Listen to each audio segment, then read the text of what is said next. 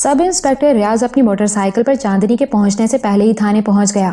پھر جب چاندنی وہاں آ گئی تو وہ اسے الگ ایک کونے میں لے گیا اور ایک بینچ پر بٹھانے کے بعد بولا، چاندنی، تمہاری شکایت تو میں بعد میں درج کروں گا، پہلے مجھے تم اس کی تفصیل بتاؤ کہ حمید سے تمہاری ملاقات کب اور کہاں ہوئی تھی، کب تمہاری اس سے شادی ہوئی، وہ کہاں کا رہنے والا ہے، اس کا کوئی رشتہ دار ہے یا نہیں؟ ٹھیک ہے صاحب، چاندنی نے کہا، اور پھر اس نے دھیرے دھیرے ساری معلومات سب انسپیکٹر ریاض کو فراہم کر دیں۔ سب انسپیکٹر ریاض نے کئی خاص باتوں کو اپنی ڈائری میں نوٹ بھی کر لیا۔ اس نے چاندنی سے کئی سوالات پوچھے اور حمید کی مجرمانہ سرگرمیوں کے بارے میں تمام ضروری معلومات حاصل کر لیں۔ اس کے بعد چاندنی کی طرف سے یہ شکایت درج کر لی گئی کہ اس کا شوہر حمید، جو کہ کہیں غائب ہو گیا تھا، اب سیٹھ جمشید کی حیثیت سے فلاں کوٹھی میں موجود ہے۔ جمشید صاحب کے بنگلے سے جب چاندنی اور سب انسپیکٹر ریاض آگے پیچھے چلے گئے، اس کے بعد کوئی خاص بات نہیں ہوئی تھی۔ فلم ڈائریکٹر صابر کمال کے ساتھ فاخرہ بیگم نے روبی اور جاوید کی موجودگی میں تھوڑی بات کی تھی اور اسے نئے پیش آنے والے حالات سے آگاہ کر دیا تھا۔ فاخرہ کی باتوں سے تو یہی اندازہ ہو رہا تھا کہ اسے ابھی تک اس پر یقین ہے کہ جمشید صاحب کو کسی نے اغوا کر لیا ہے اور وہ ابھی تک ان لوگوں کے قبضے میں ہی ہیں۔ اسے اس کا بھی یقین تھا کہ کسی وقت بھی تاوان کی رقم کے لیے اغوا کرنے والوں کا فون آ سکتا ہے۔ سجاد صاحب کا بستر بھی اب اسی کمرے میں لگا دیا گیا تھا جس میں جمشید صاحب کی شکل و صورت والا آدمی تھا، جو بقول چاندنی کے اس کا شوہر حمید تھا۔ سجاد صاحب کو جمشید صاحب والے کمرے میں اس لیے رکھا گیا تھا تاکہ اس ہم شکل شخص کی حرکت پر نظر رکھی جا سکے۔ وہ ہم شکل خوب پیٹ بھر کر کھانے کے بعد اب گہری نیند سو رہا تھا۔ ڈاکٹر سمدانی کا بھی فون آیا تھا، ان سے فاخرہ بیگم اور روبی نے بھی بات کی تھی۔ جاوید بھی یکایک فاخرہ بیگم کی طرح اس شخص کو جمشید صاحب نہیں سمجھ رہا تھا اور اسے چاندنی کا شوہر حمید سمجھنے لگا تھا، جس کی وجہ سے روبی بھی ذرا الجھن میں پڑ گئی تھی، لیکن وہ ابھی تک اسی یقین پر قائم تھی کہ گھر میں آیا ہوا شخص کوئی اور نہیں بلکہ اس کا ڈیڈی ہی ہے۔ اس کا خیال تھا کہ اس کے ڈیڈی کی شکل و صورت کے دو آدمی ہو ہی نہیں سکتے، اور اگر ایسا ہے بھی تو جب تک دونوں ایک ساتھ اس کے سامنے نہیں آ جاتے اس وقت تک وہ تسلیم نہیں کرے گی۔ وہ ڈیڈی کی چند خاص نشانیوں، مثلاً مسے، لوری اور دائیں ران پر سرخ نشان کو تو جھوٹ ماننے کے لیے تیار ہی نہیں تھی، اور اس بات کا بھی امکان تھا کہ اغوا کرنے والے اس کے ڈیڈی کی بجائے حمید کو اٹھا لے گئے ہوں۔ میری ہر بات اور میرے دل کے تمام شکوک جوں کہ تو ہیں جاوید، اس نے جاوید سے کہا تھا۔ تم میرا ساتھ دینا چاہو تو دو، ورنہ صاف انکار کر دو۔ انکار کا تو سوال ہی پیدا نہیں ہوتا روبی، میں تمہارے ساتھ ہوں، لیکن تمہارے خیالات بدل گئے ہیں، روبی نے کہا، اور اب تو مجھے خوش کرنے کے لیے یہ بات کہہ رہے ہو۔ دیکھو روبی، جو کچھ ہو گیا ہے وہ بڑا ہی گھمبیر مسئلہ ہے اور اس پر ہم آسانی سے کوئی فیصلہ نہیں کر سکتے، جاوید بولا، اس لیے ہم سبھی الجھ گئے ہیں، لیکن ہم دونوں نے جو رائے قائم کی ہے اس میں کوئی تبدیلی نہیں آئی ہے۔ کیا میں یہ جان سکتی ہوں کہ تم دونوں نے کیا رائے قائم کی ہے؟ فاخرہ بیگم نے پوچھا۔ نہیں، یہ ہماری نجی باتیں ہیں اور تمہارا جاننا ضروری نہیں ہے۔ روبی نے ابھی یہ کہا ہی تھا کہ فون کی گھنٹی بج اٹھی۔ ہیلو، فاخرہ بیگم نے ریسیور اٹھا لیا۔ میں سب انسپیکٹر ریاض ہوں، دوسری جانب سے سب انسپیکٹر ریاض نے کہا۔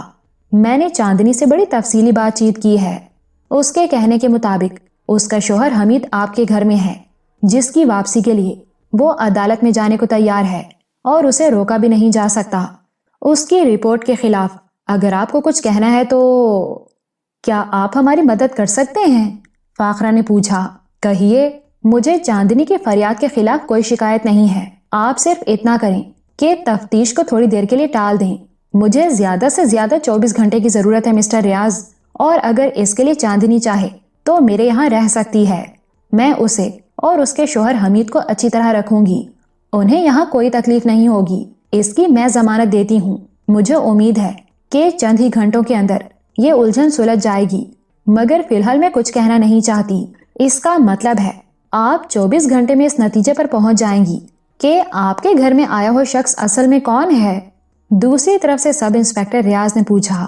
ہاں، زیادہ سے زیادہ 24 گھنٹے، فاخرہ نے جواب دیا۔ شاید اس سے بھی پہلے۔ وہ کس طرح؟ یہ میں آپ کو اس وقت نہیں بتا سکتی Mister Riaz, please help me, Fakhra نے کہا۔ ٹھیک ہے، سب انسپیکٹر ریاض نے کہا، لیکن ایک بات ضرور کہوں گا مسز جمشید کہ اس وقت جو شخص آپ کے گھر میں موجود ہے اس کے مسٹر جمشید ہونے کی امید بالکل ہی کم ہے۔ مجھے بھی یہی لگتا ہے، فاخرہ نے جواب دیا، اور جاوید بھی یہی سمجھتا ہے، لیکن روبی نہیں مانتی۔ مگر یہ بات طے ہے کہ چند ہی گھنٹوں بعد ہم کسی نتیجے پر پہنچ جائیں گے۔ ایسا ہو جائے تو بہت ہی اچھا ہے، سب انسپکٹر ریاض نے کہا۔ تو میں چاندنی کو اب یہاں بھیج دوں نا؟ ہاں، اسے آپ ذرا یہ سمجھا دیں کہ حالات میں فی الحال کوئی فرق نہیں پڑ رہا ہے، اس لیے وہ اور اس کا شوہر ایک آدھ دن میرے یہاں مہمان رہیں گے، فاخرہ نے کہا۔ ٹھیک ہے، آپ ہولڈ کریں، میں اس سے بات کر کے آپ کو آگاہ کرتا ہوں۔ پھر تھوڑی دیر بعد سب انسپکٹر نے بتایا کہ چاندنی رضامند ہو گئی ہے۔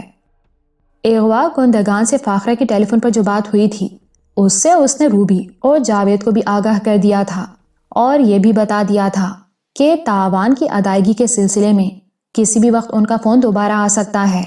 حالانکہ روبی فاخرہ کی کسی بات پر یقین کرنے کے لیے تیار نہیں تھی، پھر بھی وہ جانتی تھی کہ فون کسی وقت بھی آ سکتا ہے، اور اس وقت تک فاخرہ روپے لے کر باہر نہیں جا سکتی تھی، اسی لیے وہ بے چینی سے فون کا انتظار کر رہی تھی۔ لیکن جب فون نہ آیا اور نہ چاندنی واپس آئی تو جاوید نے کہا، فون کا انتظار کرنا بیکار ہے، کیونکہ ایسے لوگ شاید ہی وقت دے کر کام کرتے ہوں۔ فون کسی وقت بھی آ سکتا ہے، لیکن کب آئے گا یہ نہیں کہا جا سکتا، اس لیے اس کے بارے میں زیادہ فکر مند ہونے کی ضرورت نہیں ہے۔ تمہارا کہنا درست ہے، لیکن فکر تو ہونی ہی ہے، یہ ٹینشن تو اب شدید ہوتی جا رہی ہے، روبی نے جاوید کی طرف دیکھتے ہوئے کہا۔ ٹھیک ہے، لیکن اس کا کوئی حل بھی تو نہیں ہے جاوید۔ اکثر اس طرح کے لوگ سامنے والے لوگوں کا صبر آزمانے کی کوشش بھی کرتے ہیں۔ تھوڑی دیر بعد فاخرہ نے ٹیلی فون چیک کرنے کے لیے پھر ریسیور کان سے لگا کر دیکھا، فون ٹھیک تھا۔ اس نے سب انسپکٹر ریاض کا نمبر ملا کر معلوم کیا تو اسے پتا چلا کہ سب انسپکٹر ریاض تھوڑی دیر قبل ہی تھانے سے نکلا ہے، چاندنی ابھی نہیں آئی ہے، اور سب انسپکٹر ریاض بھی تھانے میں نہیں ہے، فاخرہ بیگم نے ریسیور کریڈل پر رکھتے ہوئے کہا، اور پھر سے صوفے میں دھنس گئی۔ سب اپنی اپنی جگہ خاموش بیٹھے تھے، اور پھر کافی دیر بعد بنگلے کے باہر ایک کار اور ایک موٹر سائیکل رکنے کی آوازیں ایک ساتھ سنائی دیں۔ روبی نے اٹھ کر بالکنی سے نیچے جھانکا اور بولی، ڈاکٹر سمدانی، سب انسپکٹر ریاض اور چاندنی ہیں۔ ان تینوں کو ایک ساتھ دیکھ کر سب کو حیرت ہو رہی تھی، لیکن اوپر آتے ہی ڈاکٹر سمدانی نے ان کی حیرت دور کرتے ہوئے کہا، میری مسٹر ریاض اور چاندنی سے بہت ساری باتیں ہوئی ہیں، ان دونوں نے میری توجہ ایک بہت اہم مسئلے کی جانب دلائی ہے، جس کے لیے میں ان کا شکر گزار ہوں۔ بات دراصل یہ ہے کہ چاندنی کے کہنے کے مطابق اس کے ساتھ پہلے بھی ایک بار ایسا ہو چکا ہے، اور تب چاندنی اپنی ذاتی کوششوں سے اس کی یادداشت واپس لانے میں کامیاب ہو گئی تھی، اور اس بار بھی چاندنی ایک چانس لینا چاہتی ہے، اور میرا ذاتی خیال بھی یہی ہے کہ ایسا کرنے میں کوئی حرج نہیں ہے، اور مریض کو دیکھنے اور اس کی حالت کو سمجھنے کے لیے میں خود یہاں آیا ہوں۔ آپ کا بہت بہت شکریہ ڈاکٹر، روبی نے کہا، لیکن میرے ڈیڈی کو یہ اپنا شوہر سمجھ کر کچھ بھی کرنا چاہے گی، اور میں ایسی کوئی حرکت نہیں کرنے دوں گی مسز جمشید۔ ڈاکٹر سمدانی نے روبی کی بات سن کر فاخرہ بیگم سے کہا، یہ بات آپ اپنی بیٹی کی بجائے خود بہتر طور پر سمجھ سکتی ہیں، میرا مطلب ہے ازدواجی زندگی کی کچھ یادگار باتیں۔ ڈاکٹر، میرے ڈیڈی کی گھریلو زندگی سے اس چاندنی کا کوئی تعلق نہیں ہے، روبی نے ڈاکٹر سمدانی کی بات کاٹتے ہوئے کہا۔ اس لیے آپ ایسا کیوں کرنا چاہتے ہیں؟ دراصل ہم چاندنی اور اس کے شوہر کو تھوڑی تنہائی دینا چاہتے ہیں، ڈاکٹر سمدانی نے کہا۔ لیکن وہ میرے ڈیڈی ہیں، روبی نے زور دے کر کہا، اور ایسا کبھی نہیں ہوگا۔ پھر ڈاکٹر سمدانی اور سب انسپکٹر ریاض کو روبی کو سمجھانے میں کافی دیر لگی۔ روبی بڑی مشکل سے رضامند ہوئی تھی۔ چاندنی نے سب سے پہلے گھر میں آئے ہوئے جمشید صاحب جیسے شخص کو دیسی شراب پلانے کی بات کی تھی۔ خود ڈاکٹر سمدانی اور سب انسپکٹر ریاض بھی اس بات سے متفق تھے کہ دیسی شراب، جو کہ بہت تیز ہوتی ہے، اس کا عادی شخص ہی پی سکتا ہے، اور اگر وہ شخص مسٹر جمشید ہی ہوئے تو ایک گھونٹ بھرتے ہی پتا چل جائے گا۔ چاندنی کے کہنے کے مطابق اس کا شوہر حمید دیسی شراب کا عادی تھا۔ یہ بات چونکہ اسپتال میں چاندنی، ڈاکٹر سمدانی اور سب انسپکٹر ریاض میں طے ہو چکی تھی، اس لیے وہاں سے چلتے وقت سب انسپکٹر ریاض دیسی شراب کی بوتل بھی اپنے ساتھ لیتا آیا تھا، تاکہ اگر گھر والوں سے اجازت مل جائے تو چاندنی اسے آزما سکے۔ چاندنی جمشید صاحب کے کمرے کے اندر چلی گئی تو دروازے کو اس طرح موڑ دیا گیا کہ باہر کھڑے ہوئے لوگ اندر کی ایک ایک حرکت کو دیکھ سکیں۔ چاندنی نے اندر جاتے ہی اس شخص کا رخ اس طرح موڑ دیا کہ اس کی پیٹھ دروازے کی طرف ہو گئی، लिहाजा वो बाहर वाले लोगों को नहीं देख सकता था, मगर चांदनी सामने होने की वजह से सबको देख सकती थी और सब लोग उसे देख सकते थे। चांदनी अपनी आदत के मुताबिक बड़बड़ाती हुई कमरे में दाखिल हुई थी। उस वक्त जमशेद साहब या हमीद, वो जो कोई भी था, पलंग पर गहरी नींद सो रहा था। चांदनी की बड़बड़ाहट सुनकर उसने करवट बदली थी, लेकिन कमरे में कौन आया है और क्या कह रहा है, इसका उसे कोई होश नहीं था। खेल शुरू हो चुका था। चांदनी की जोरदार देहाती आवाज उसकी समाज से टकरा गई। अरे दिन निकल आया है, क्या तुम्हें बाहर नहीं जाना है? सिर्फ नशा करना है, खाना है और सोना है। मुझसे अब तुम्हारी ये हरकतें बर्दाश्त नहीं होती। आज तो मैं बड़ी मुश्किल से बोतल लेकर आई हूँ, मगर मैं कह देती हूँ कि अगर मेरे साथ रहना है तो बाहर जाकर एक नहीं तो आधी रोटी ही कमा कर लानी होगी, नहीं तो यहाँ तुम रहोगे या मैं रहूंगी। मगर तुम हो कौन? उस अजनबी शख्स ने आंखें मलकर लेटे लेटे ही पूछा। अरे मैं चांदनी हूँ, चांदनी। चांदनी हाथ नचाकर बोली। अभी तक नशे में हो क्या? नहीं, मैं जानती हूँ जब तक ये तुम्हारे पेट में नहीं जाएगी तब तक तुम किसी को नहीं पहचानोगे, इसीलिए ये लेकर आई हूँ। पीना शुरू कर दे ताकि तुझे याद आ जाए कि तेरे सामने कौन बैठा है। ये कहकर चांदनी ने हाथ में पकड़े हुए थैले में से देसी शराब की बोतल निकालकर सामने रख दी। मेज पर से ग्लास उठाकर रखा और फिर थैले में से भुने हुए चने का लिफाफा निकालकर भी उसके सामने रख दिया। वो शख्स इन सब चीजों को बैठा ताकता रहा तो चांदनी ने फिर कहा, अब इस तरह मुंह क्या देख रहे हो? चांदनी को तुम नहीं पहचानते, लेकिन इसे तो जानते हो ना। सरदार के अड्डे से ले आई हूँ, जल्दी से पी लो और बाहर निकल जाओ। कुछ कमा कर लाओ, नहीं तो कल रोटी भी नहीं मिलेगी। ले पी। कहकर चांदनी ने ग्लास भर दिया, लेकिन फिर भी यूं लग रहा था जैसे उस आदमी पर इसका कोई असर ही ना हुआ हो। वो कभी चांदनी को देख रहा था और कभी शराब के ग्लास को घूर रहा था। फिर थोड़ी देर बाद वो बोला, ये तुम क्या कह रही हो? किसके घर में रोटी नहीं मिलेगी? तुम किससे बात कर रही हो? मैं कौन हूँ बताओ, क्या तुम्हें मालूम है? हाँ मालूम है, चांदनी ऊंची आवाज में बोली। तुम मेरे हमीदे हो और मैं तुम्हारी चांदनी हूँ। तुमको कोई गलतफहमी हो रही है चांदनी, मैं हमीद नहीं हूँ। सब कहते हैं कि मैं जमशेद साहब हूँ, लेकिन मुझे लगता है मैं जमशेद साहब भी नहीं हूँ। हाँ तुम जमशेद नहीं हो, चांदनी ने कहा तो अचानक उस आदमी का हाथ आप ही आप शराब से भरे हुए ग्लास की जानिब बढ़ गया। सब लोग बाहर खड़े हैरत से ये मंजर देख रहे थे और इस दरमियान वो शख्स ग्लास से 2 घूंट पी भी गया। उसे ना तो खांसी आई और ना ही उसने बुरा सा मुंह बनाया था। मैं जमशेद नहीं हूँ, इसका क्या सबूत है? वो एक और घूंट भरकर बोला। इसका सबूत भी तुम्हें मिल जाएगा, चांदनी ने कहा। तुम मुझे पहचान लोगे कि मैं तुम्हारी चांदनी हूँ तो सब कुछ तुम्हें याद आ जाएगा, लेकिन मुझे तो ये भी याद नहीं कि तुम चांदनी हो और मेरी बीवी का नाम चांदनी था। उसने गिलास का आखिरी घूंट लेकर गिलास खाली रख दिया। कुछ और याद दिला सको तो दिलाओ, इतना और पी लो तो बताती हूँ। चांदनी खाली गिलास को दोबारा भरते हुए बोली, तुम ये भूल जाओ कि तुम जमशेद हो। अपने आप को हमीद समझकर मेरी बात सुनो, वरना कुछ नहीं होगा। आंखें बंद करके मेरी बात सुनोगे तो सब कुछ तुम्हारी आंखों के सामने आ जाएगा। मगर मैंने तो कह दिया है कि मैं जमशेद साहब भी नहीं लगता हूँ, वो लड़खड़ाते हुए लहजे में बोला। शराब का नशा उस पर हावी होता जा रहा था और फिर चांदनी के कहने के मुताबिक उसने दूसरा गिलास भी खाली कर दिया। चांदनी ने एक बार फिर इस गिलास को भर दिया और कहा, तुम्हें तो ये भी गप महसूस होता है कि तुम हमीदे हो। एक गिलास और पी लो और दिमाग मेरी तरफ लगाकर मेरी बात गौर से सुन लो। तुम्हें याद है एक बार तुम नशे में धुत होकर घर आए थे और मजीद पीने के लिए तुम मुझसे रुपए मांग रहे थे? नहीं, बिल्कुल नहीं, उस आदमी ने जोर से सर हिलाते हुए जवाब दिया। क्या ये भी याद नहीं है कि रुपए ना देने पर तुमने मुझे मारा था? चांदनी ने पूछा। नहीं, उसने फिर सर हिलाकर जवाब दिया। तुम्हारी मार खाकर मुझे गुस्सा आ गया था और पहली बार मैंने तुम्हें एक थप्पड़ मार दिया था, बिल्कुल इस तरह। कहकर चांदनी ने सचमुच एक थप्पड़ उसके गाल पर जमा दिया और बोली, अब याद आया, तुम मुझे गालियां देने लगे और फिर मुझ पर झपटे तो मैंने दूसरा थप्पड़ तुम्हें मारा था, इस तरह।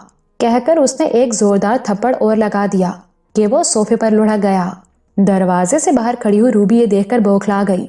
वो चांदनी को रोकने के लिए जैसे ही कमरे के अंदर भागने लगी کہ ویسے ہی اس کے قدم رک گئے۔ وہ شخص چاندنی کو گالیاں دیتا ہوا کہہ رہا تھا، حرام زادی، کمینی، ٹھہر، میں دیکھتا ہوں۔ وہ صوفے سے اٹھ کر بڑھا تو چاندنی 2 قدم پیچھے ہٹ گئی، مگر وہ اس کی جانب بڑھتے ہوئے بولا، کمینی، میں تجھے نہیں چھوڑوں گا۔ اسی طرح بڑبڑاتے ہوئے اس روز بھی تم آگے بڑھے تھے، اور تب میں نے کیا کہا تھا، یہ یاد ہے؟ چاندنی نے پیچھے ہٹ کر کہا، اگر نہیں یاد ہے تو لے، کہہ کر اس نے اس کے پیٹ میں ایک لات مار دی۔ روبی آگے بڑھنے لگی، مگر وہ اپنے ڈیڈی کی آواز سن کر وہیں تھم گئی۔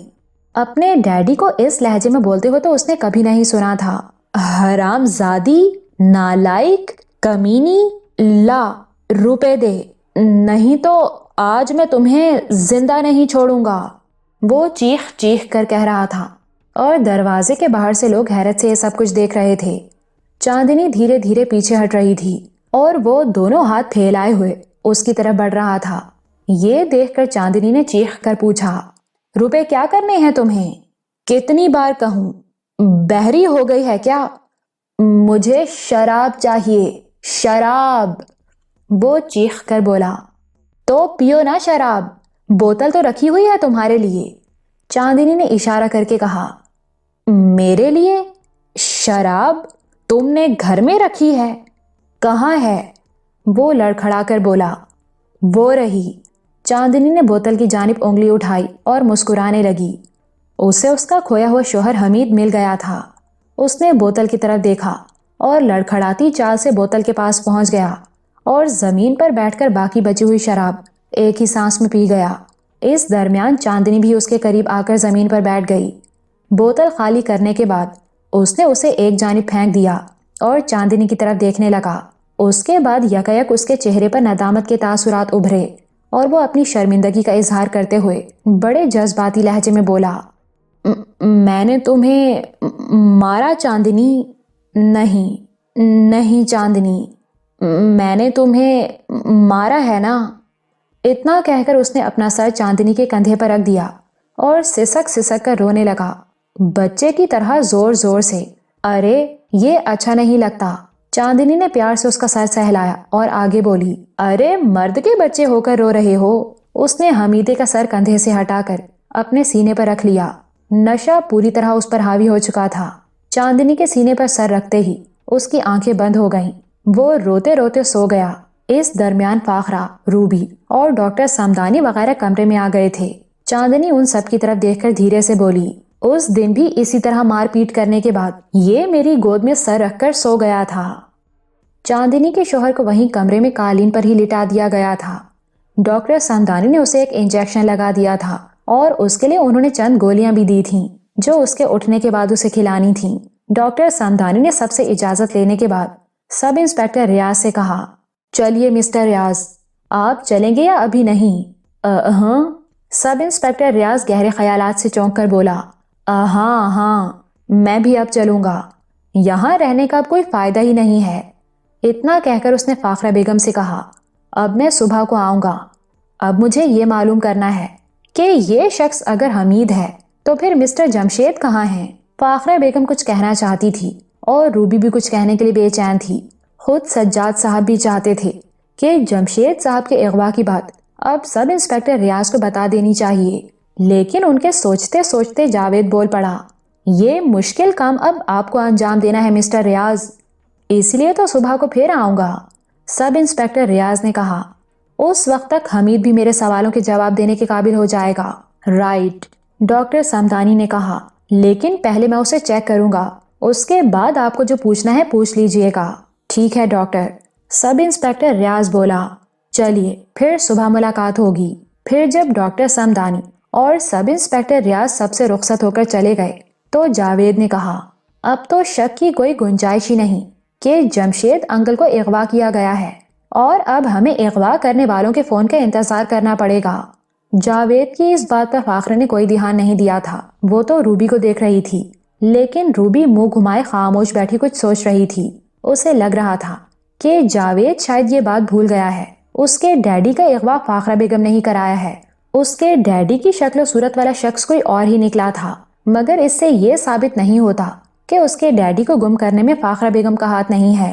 حمید اس معاملے میں کیسے آ ٹپکا ہے، اس کے بارے میں معلومات تو اس کے ہوش میں آنے کے بعد ہی ہو سکتی ہیں، لیکن فاخرہ بیگم پر نظر رکھنے کے بارے میں اس نے اور جاوید نے جو فیصلہ کر رکھا تھا اس کو نظر انداز کرنے کی کوئی وجہ ہی نہیں تھی، اور جاوید شاید یہ بات بھول گیا ہے۔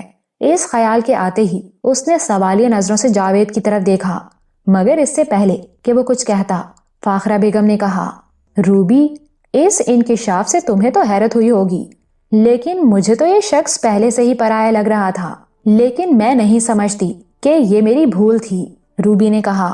اور جاوید کے کہنے کے مطابق اب ہمیں اغوا کرنے والوں کے فون کا انتظار کرنے کے سوا اور کچھ نہیں کرنا چاہیے۔ تم اور سجاد انکل جا کر آرام کر لو، میں اور جاوید یہاں فون کے پاس بیٹھے ہیں، ٹھیک ہے؟ فاخرہ بیگم اٹھ گئی اور اپنے کمرے کی جانب بڑھ گئی، جبکہ سجاد صاحب نیچے گیسٹ روم میں چلے گئے۔ ان دونوں کے جانے کے بعد جاوید اور روبی نے دھیمی آواز میں کچھ باتیں کی، اور پھر آخر میں جاوید نے روبی سے کہا، مجھے اب نہیں لگتا کہ جمشید صاحب کے اغوا میں فاخرہ بیگم کا کوئی ہاتھ ہو سکتا ہے۔ اگر اس میں کوئی شریک ہے تو وہ وہی لوگ ہوں گے جنہوں نے حمید کو یہاں بھجوایا ہے۔ پھر بھی اگر تم کہو تو مجھے فاخرہ بیگم کا پیچھا کرنے میں کوئی حرج نہیں ہے۔ فون آنے کے بعد وہ روپے لے کر ضرور باہر نکلے گی، اس وقت میں اس کا پیچھا کر سکتا ہوں۔ رات کے 2 بجنے والے تھے، لیکن اغوا کنندگان کی جانب سے تاوان کی رقم کے لیے کوئی فون نہیں آیا تھا، جبکہ فاخرہ بیگم نے کہا تھا کہ دن کے وقت یہ فون آ جائے گا، مگر اب دن گزر چکا تھا اور رات بھی ختم ہونے والی تھی۔ سبھی انتظار میں بیٹھے تھے، ان سب کو توقع تھی کہ یہ پیغام فون پر ہی ملے گا، اس لیے وہ ڈرائنگ روم میں بیٹھے تھے۔ انہوں نے اس مسئلے پر بھی گفتگو کی تھی کہ اگر صبح تک اغوا کنندگان کی جانب سے کوئی اطلاع نہ ملی تو انہیں پولیس کو اس بارے میں بتانا چاہیے یا نہیں۔ فاخرہ اس پر رضامند نہیں تھی، اس کا کہنا تھا کہ پہلے جمشید صاحب خیریت سے واپس آ جائیں، اس کے بعد پولیس کو بتایا جائے۔ وہ ایسا کوئی قدم اٹھانے کے لیے تیار نہیں تھی کہ جمشید صاحب کی زندگی خطرے میں پڑ جائے۔ اس کے ساتھ ساتھ اس نے بڑے یقین کے ساتھ سب کو یہ بھی کہا تھا کہ تاوان کی رقم ادا ہونے کے بعد تھوڑی ہی دیر میں مجرم پکڑے جائیں گے، اس کا انتظام اس نے کر لیا ہے۔ پھر جب اس سے انتظام کے بارے میں پوچھا گیا تو اس نے بادل ناخواستہ کہا، یہ ساری باتیں خفیہ رکھنا ضروری ہیں، اس لیے میں نہیں بتانا چاہتی ہوں، تم میرے ساتھ آؤ۔ وہ اٹھی اور روبی کو ساتھ لے کر اپنے کمرے میں چلی گئی۔ اپنے کمرے میں آ کر پلنگ پر بیٹھتے ہوئے اس نے کہا، جاوید تو خیر ہر قسم کے شک و شبہ سے بالا ہے، اور میں سجاد بھائی کو بھی ایسا ہی سمجھتی ہوں، لیکن پھر بھی میں انہیں کچھ بتانا نہیں چاہتی، اور تمہیں اس لیے بتا رہی ہوں کہ تمہارے دل میں میرے لیے جو شکوک ہیں وہ دور ہو جائیں۔ کہہ کر وہ اٹھی اور اپنی الماری کھول کر ایک پرس نکال کر اس کے سامنے رکھتی ہوئی بولی، دیکھو۔ پرس دیکھ کر روبی کو یاد آیا کہ پہلی بار یہ پرس اس نے فاخرہ کے پاس اس وقت دیکھا تھا جب اس نے اس کا پیچھا کیا تھا۔ فاخرہ بیگم سلطان صاحب سے روپے لے کر صابر کمال کے گھر گئی تھی، اور 20-25 منٹ کے بعد وہ صابر کمال کے گھر سے نکلی تھی تو یہ بڑا سا پرس اس کے کندھے سے جھول رہا تھا۔ روبی نے غور سے دیکھا تو اس کے پٹے پر ایک چھوٹا سا گول شیشہ لگا ہوا تھا جس کے اوپر ایک ڈھکنا لگا ہوا تھا۔ کچھ نظر آ رہا ہے؟ فاخرہ بیگم نے اس سے پوچھا۔ نہیں، ذرا ٹھیک سے دیکھو، یہ گول شیشے جیسی کیا چیز ہے؟ روبی نے پوچھا۔ یہ خفیہ کیمرے کا لینس ہے، اور کیمرہ پرس کے اندر چھپا ہوا ہے، جس میں ایک بہت ہی چھوٹی سی فلم ہے جو اندھیرے میں نظر نہ آنے والی چیز کی بھی تصویر کھینچ سکتی ہے۔ اتنا کہہ کر فاخرہ نے پرس کے اندر چھپا ہوا باریک سا کیمرہ اور لینس وغیرہ نکال کر اسے دکھایا اور اسے آپریٹ کرنے کا طریقہ سمجھانے لگی، اور کہا، میں جب تاوان کی رقم دینے جاؤں گی تو یہ کیمرہ میرے سامنے والے شخص کی تصویریں اس کی بے خبری میں اتار لے گا۔ اس کیمرے کا انتظام فلم ڈائریکٹر صابر کمال نے کیا ہے۔ اس طرح ان تصویروں کو ہم پولیس کے حوالے کر کے انہیں گرفتار کرا سکتے ہیں۔ اس کے بعد اس نے اپنے اور صابر کمال کے بارے میں روبی کی غلط فہمی دور کرتے ہوئے کہا، میں اس کے پاس یہ کیمرہ لینے اور اس کو آپریٹ کرنے کا طریقہ پوچھنے گئی تھی۔ میں روپے لے کر اس کے ساتھ کہیں بھاگ جانے کے ارادے سے نہیں گئی تھی۔ وہ صرف میرا دوست ہے روبی، میرا محبوب نہیں ہے۔ وہ میری مدد کر رہا ہے۔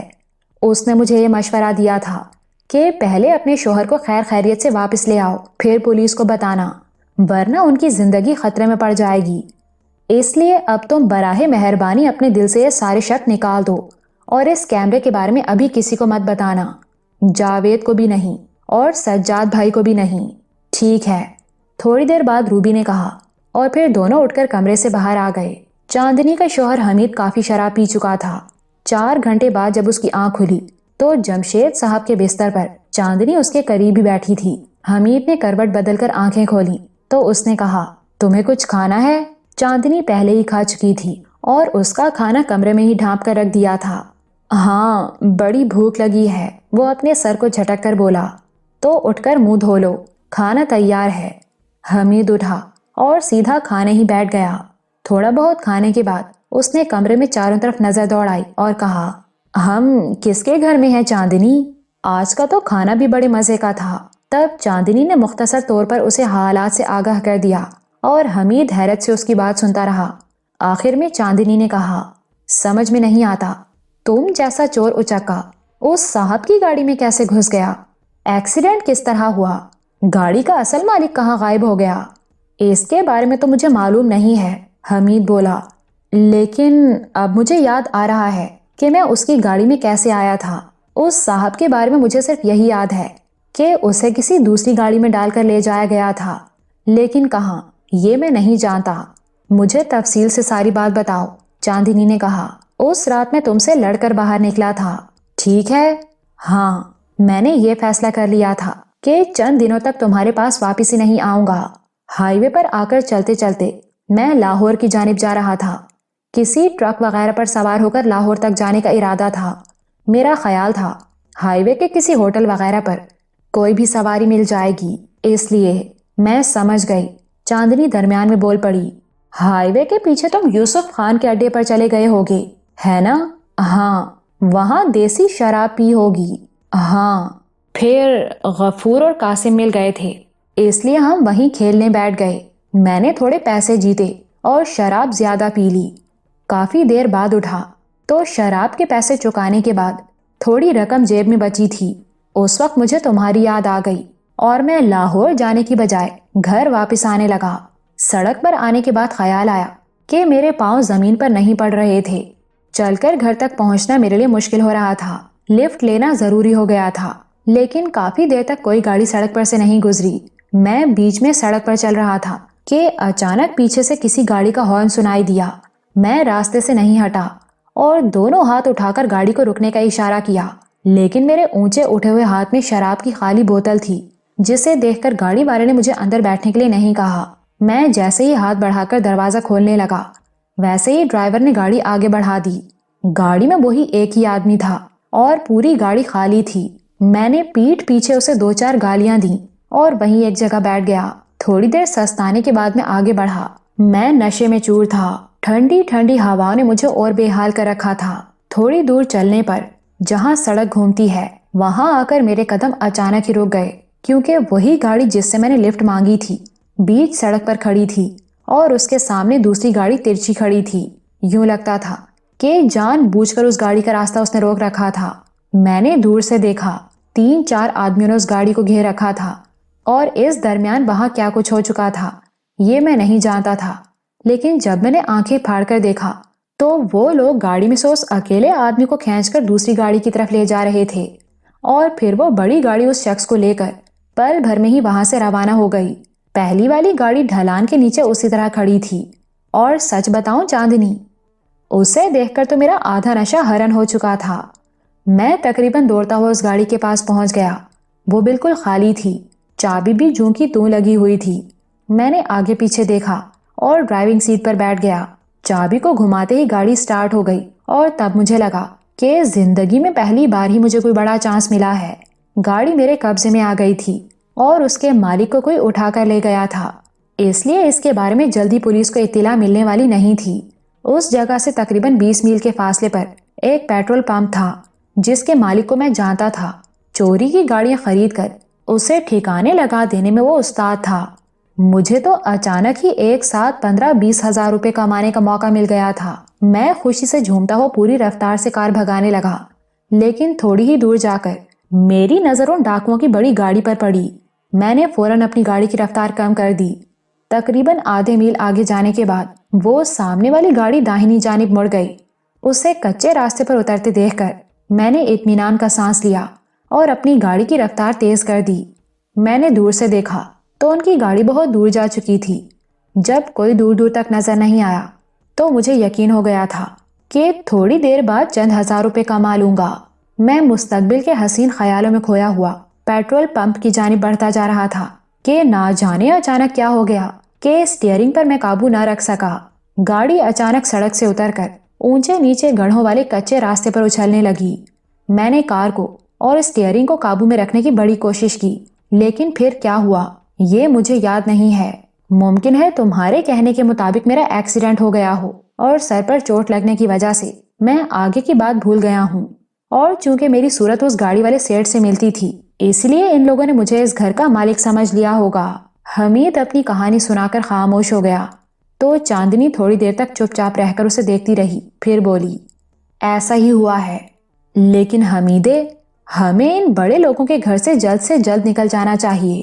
بھاگ نہیں ہے تو پھر دیر کس بات کی؟ حمید نے کمرے میں چاروں طرف دیکھتے ہوئے کہا۔ میز پر قیمتی گھڑی، کیمرہ، قلم اور وہ ٹیپ ریکارڈر بھی پڑا ہے، ان سب کو کپڑوں میں باندھ لیتے ہیں، اس طرح 2-3 مہینے کا خرچ تو نکل ہی جائے گا۔ نہیں، ایسی کوئی حرکت نہیں کرنی ہے، چاندنی نے کہا، پولیس پیچھے پڑ جائے گی۔ اب یہ بتاؤ کہ وہ راستہ تو تمہیں یاد ہے نا جہاں وہ لوگ جمشید صاحب کو لے کر گئے تھے؟ ہاں بالکل یاد ہے، حمید بولا۔ تو پھر سب کچھ پولیس کو صاف صاف بتا دینا، چاندنی نے کہا، کیونکہ ہمیں پولیس سے ڈرنے کی ضرورت نہیں ہے۔ ویسے ہمیں پولیس سے ذرا دور ہی رہنا چاہیے۔ یہ تو ٹھیک ہے، لیکن اس جمشید صاحب اور میرا چہرہ ایک جیسا نہ ہوتا تو کوئی بات نہیں تھی، حمید نے کہا۔ اگر کوئی نئی مصیبت نہ کھڑی ہو جائے تو اچھا ہے۔ مصیبت تو کھڑی ہو سکتی ہے، چاندنی نے کہا، کیونکہ تمہارے جیسا ہی نشان اس کی دائیں ران پر بھی ہے۔ چہرہ تو چہرہ، یہ نشان بھی ملتا ہے، اور گھر کے تمام لوگوں کو اس بات کا پتہ ہے، اس لیے کچھ نہ کچھ مصیبت تو آئے گی ہی۔ چہرے اور جسم کی نشانیوں کی بات سن کر حمید گہری سوچ میں ڈوب گیا اور پھر چھت کی طرف گھورتے ہوئے بولا، میری بات سنو چاندنی، میں ایک بات کہہ رہا ہوں۔ ڈرائنگ روم میں بیٹھے ہوئے سب لوگ جمشید صاحب کے بارے میں آنے والے فون کے انتظار میں بیٹھے تھے تو اچانک چاندنی اور حمید بھی دروازے پر دکھائی دیے۔ حمید ایک صوفے پر آرام سے بیٹھ گیا اور بولا، میں آپ سب لوگوں سے کچھ باتیں کرنا چاہتا ہوں۔ سب حیرت سے اس کی طرف دیکھ رہے تھے۔ چاندنی بھی ایک کرسی پر بیٹھ چکی تھی۔ پھر اس سے پہلے کہ حمید کچھ کہتا، اچانک پورے گھر کی لائٹ آف ہو گئی۔ فیوز اڑ گیا ہوگا یا ایسی ہی کوئی خرابی پیدا ہو گئی ہوگی، یہ سوچ کر وہ اندھیرے میں بیٹھے رہ گئے۔ مگر جاوید فیوز دیکھنے کے لیے اپنی جگہ سے اٹھا تو ٹھیک اسی وقت ٹیلی فون کی گھنٹی بجنے لگی۔ اس نے ریسیور اٹھا لیا تو دوسری جانب سے کسی نے کہا، مسز جمشید کو فون دے دو، آپ کا فون ہے۔ جاوید نے فاخرہ بیگم کو ریسیور دے دیا۔ فاخرہ بیگم گھبرائی ہوئی آواز میں بولی، ہیلو، میں مسز جمشید ہوں۔ آپ کون ہیں؟ آپ کے گھر کی لائٹ آف ہو چکی ہے۔ دوسری جانب سے ایک بھاری آواز سنائی دی، ہاں لائٹ ابھی ابھی گئی ہے۔ فاخرہ کی آواز کانپ گئی، لیکن آپ کو کیسے معلوم ہوا؟ کون ہیں آپ؟ لائٹ کی طرح ہماری بات ہو جانے کے بعد یہ فون بھی ڈیڈ ہو جائے گا، اور اگر آپ نے کوئی چالاکی کی تو نتیجہ آپ کے شوہر کی موت کی شکل میں بھی نکل سکتا ہے۔ میرا خیال ہے اب آپ سمجھ گئی ہوں گی کہ میں کون بول رہا ہوں۔ ہاں میں تو کب سے آپ کے فون کا انتظار کر رہی تھی، فاخرہ بیگم نے کہا۔ روپے تیار ہیں؟ دوسری جانب سے بھاری آواز والے نے پوچھا۔ ہاں، تو نوٹوں کو ایک ہینڈ بیگ میں ڈال لو، روپے اٹیچی کیس میں ہیں، فاخرہ نے بتایا۔ ٹھیک ہے، اب اس اٹیچی کو اپنے ڈرائنگ روم کی بالکنی سے رسی کے ذریعے نیچے لٹکا دو۔ دوسری تمام کھڑکیوں پر تو لوہے کی گرل لگی ہوئی ہے، صرف ایک بالکنی ہی کھلی ہے۔ دوسری طرف سے کہا گیا، اب جلدی سے اٹیچی کیس نیچے اتار دو۔ لیکن روپے تو میں آپ کو اپنے شوہر کی رہائی کے بعد دوں گی، فاخرہ بیگم نے کہا۔ آمنے سامنے میرے شوہر کو رہا کر دو اور روپے لے لو۔ دیکھو مسز جمشید، دوسری طرف سے خوفناک لہجے میں کہا گیا، تاوان کس طرح ادا ہوگا یہ طے کرنا تمہارا کام نہیں ہے۔ روپے مل جانے کے چند منٹوں بعد تمہارا شوہر تمہارے سامنے ہوگا۔ اس وقت تمہارے بنگلے کے آس پاس میرے آدمی موجود ہیں، میں اور تمہارا شوہر بھی قریب ہی ہیں۔ تمہارے گھر کا صدر دروازہ ہم نے باہر سے بند کر دیا ہے اور بجلی کا کنیکشن دروازے کے پاس والے تار کو کاٹ کر منقطع کر دیا گیا ہے، اور مسٹر جمشید گھر واپس آ جائیں تو تار کو جوڑ کر بجلی بحال کی جا سکتی ہے۔ ہم آپ لوگوں میں سے کسی کو بھی پریشان کرنا نہیں چاہتے، لیکن پھر بھی اگر آپ لوگوں نے ہمارے خلاف کوئی سازش کر رکھی ہے تو آپ کے شوہر کی بجائے اس کی لاش آپ کو بنگلے کے پھاٹک پر ملے گی۔ اب جلدی سے روپے بالکنی سے نیچے بھیجو۔ اگر رسی موجود نہ ہو تو اٹیچی کو زمین پر پھینک دو۔ میں تمہیں صرف 3 منٹ کا وقت دیتا ہوں، اور چوتھے منٹ کے بعد تمہارا شوہر زندہ نہیں ہوگا۔ بس ریسیور رکھ دو۔ پھر اس سے پہلے کہ فاخرہ بیگم کچھ اور کہتی، دوسری طرف سے فون بند کر دیا گیا۔ وہ فوراً اندھیرے میں ٹٹولتے ہوئے اپنے کمرے کی جانب لپکی۔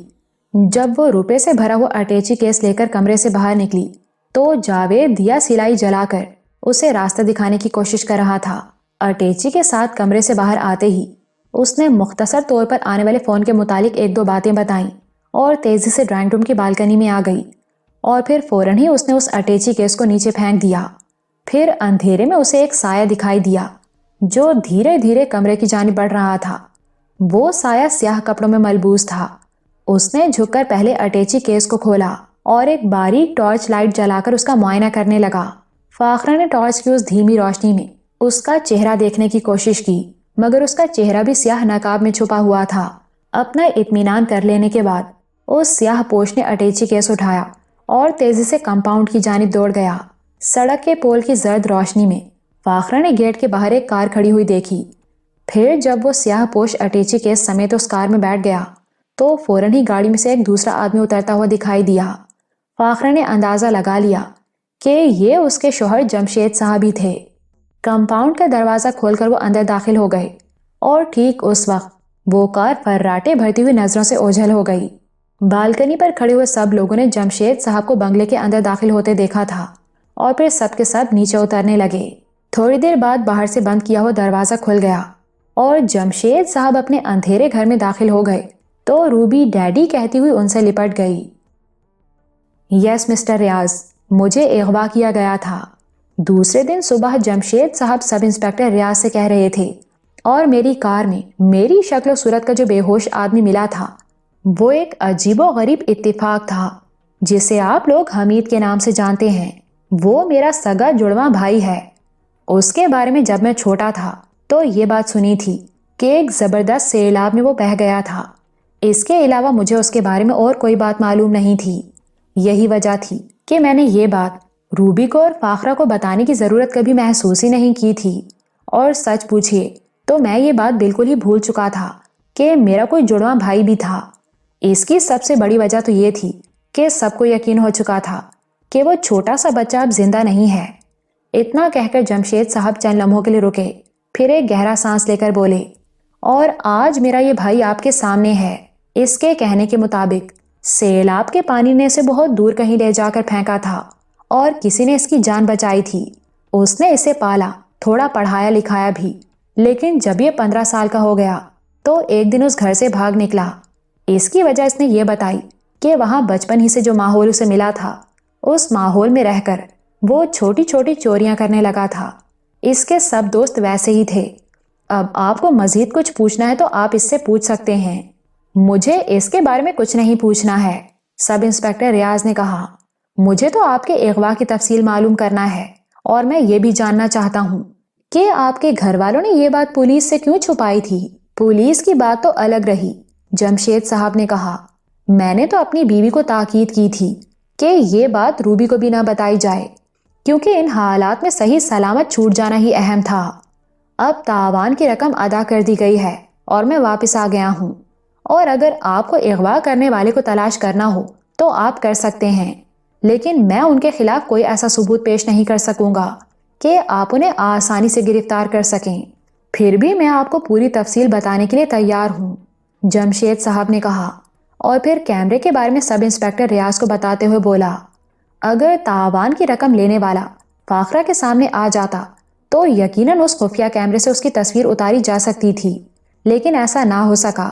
جب مجھے ایک دوسری گاڑی میں بٹھا کر لے جایا گیا تو اس وقت سے زیادہ تر میری آنکھوں پر پٹی باندھی گئی تھی، اور جب وہ پٹی نہیں ہوتی تھی تو میرے سامنے والے لوگوں کے چہرے نقاب میں چھپے ہوئے تھے، اس لیے میں ان لوگوں میں سے کسی کو بھی شناخت نہیں کر سکتا، مگر ہاں، آواز، قد اور چال ڈھال وغیرہ یاد رکھنے کی میں نے پوری کوشش کی ہے اور یہ سب مجھے یاد ہی ہے، لیکن چہرہ دیکھے بغیر شناخت تو پھر بھی ناممکن ہے۔